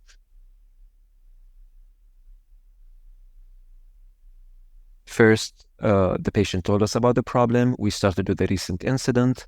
Then we, by asking several questions, by using maybe potentially testing the opposite, we determined the dominant emotion that we're going to be working with. We established some good arguments against the problem, and we utilized the blind procedure to go back to the first event. We went to the pre-state, and we saw the person change. We experienced the instantaneous relaxation by doing that. Then we moved around the timeline for a while until we solidified the resolution, and we felt that the patient is actually feeling okay, imagining all the scenarios that we discussed during the session, and maybe even more. We can test against that. So this is the time to tell the patient, okay, now I want you to go try the resolution, see it in real life, immerse, and see if the percentage of change that happened based on what we did. So usually we tell the patient, okay, test yourself for a couple of weeks and tell us how you feel afterwards. So once the resolution appears to be satisfactory, the therapist should begin to wrap up the session, asking the patient to immerse himself or herself in real life for a while in order to observe and assess the effect of those changes. Based on that, the patient can effectively identify whether the problem has been resolved or not in order to determine the best step to follow up with, if needed, of course. Sometimes the patient would not need a follow-up. Sometimes it's okay, that's fine. And I always push in the sessions, I push the patient not to take another session, actually. I do my best to resolve what I need to resolve and ask them to take responsibility and potentially give them the tools to utilize in order to just to be self-reliant. And that's a personal choice of mine. It's very important to me to have the person become self-reliant and to be able to handle things for themselves afterwards. I'm not interested in doing a lot of prolonged sessions where we discuss details. I really don't think it's necessary. I know some traumas are more complicated, but except in rare cases, in most cases, you can put the patient on the right track from the first time. And it's completely okay if they want to take other sessions, that's completely fine, but it's our task to try and do that. So ideally, the therapist can ask the patient to make observations during a period of 2 weeks and send the feedback accordingly. Changes should feel involuntary, spontaneous in terms of the patient's reactions to the triggers that used to cause the state of distress. So the patient is not acting. The patient should feel a difference when they are exposed to the same stimuli. So let's say I'm afraid of the dark. This patient probably or did actually notice that there's still some fear, but it's really different. I mean, he was able to sleep with the light off from the first night, having a little bit of fear. Some fear was there, but he was able to do it. In the past, he wouldn't. He would just keep it on, because if he turns the light off, he's really afraid. He wouldn't be able to handle it. So to proceed with the example, it's just concluding the session. So basically, the patient from the model case revealed later that he no longer felt as bothered as before when he slept in complete darkness. However, he did notice that he still had some. Oh, see, I did write it in here. I did not remember that I did so. I thought I'm telling you something that's outside the scope of the book. So he did notice that he still had some lingering metaphysical fears of demons. Another session was scheduled, which revealed that early in his childhood, he learned about the presence of demons by a teacher at his school. The procedure was repeated, and this resolved the patient's problem. He reported afterwards that he was able to sleep in darkness without any issues. And this, my friends, is the 7th step and the 7 steps that we follow when we perform the ReiK method. As we said, we can easily make changes, switch steps, and do things as we develop experience. But the 7 steps that we have in front of us are extremely practical, time-tested, and they do work. So with experience, we will be able to maybe shift some procedure, make some changes, throw logical arguments in a different way. The target, like we said, is to access the pre-state. And like I said, also, the time shifting is important. It is it's not as important as the accessing the pre-state, but it is pretty important, and it will solidify the resolution by testing and by increasing the percentage of the relief. So this concludes the explaining the 7 steps, and now we're ready to start going through some example cases, exemplifying cases, to see how we can approach this from different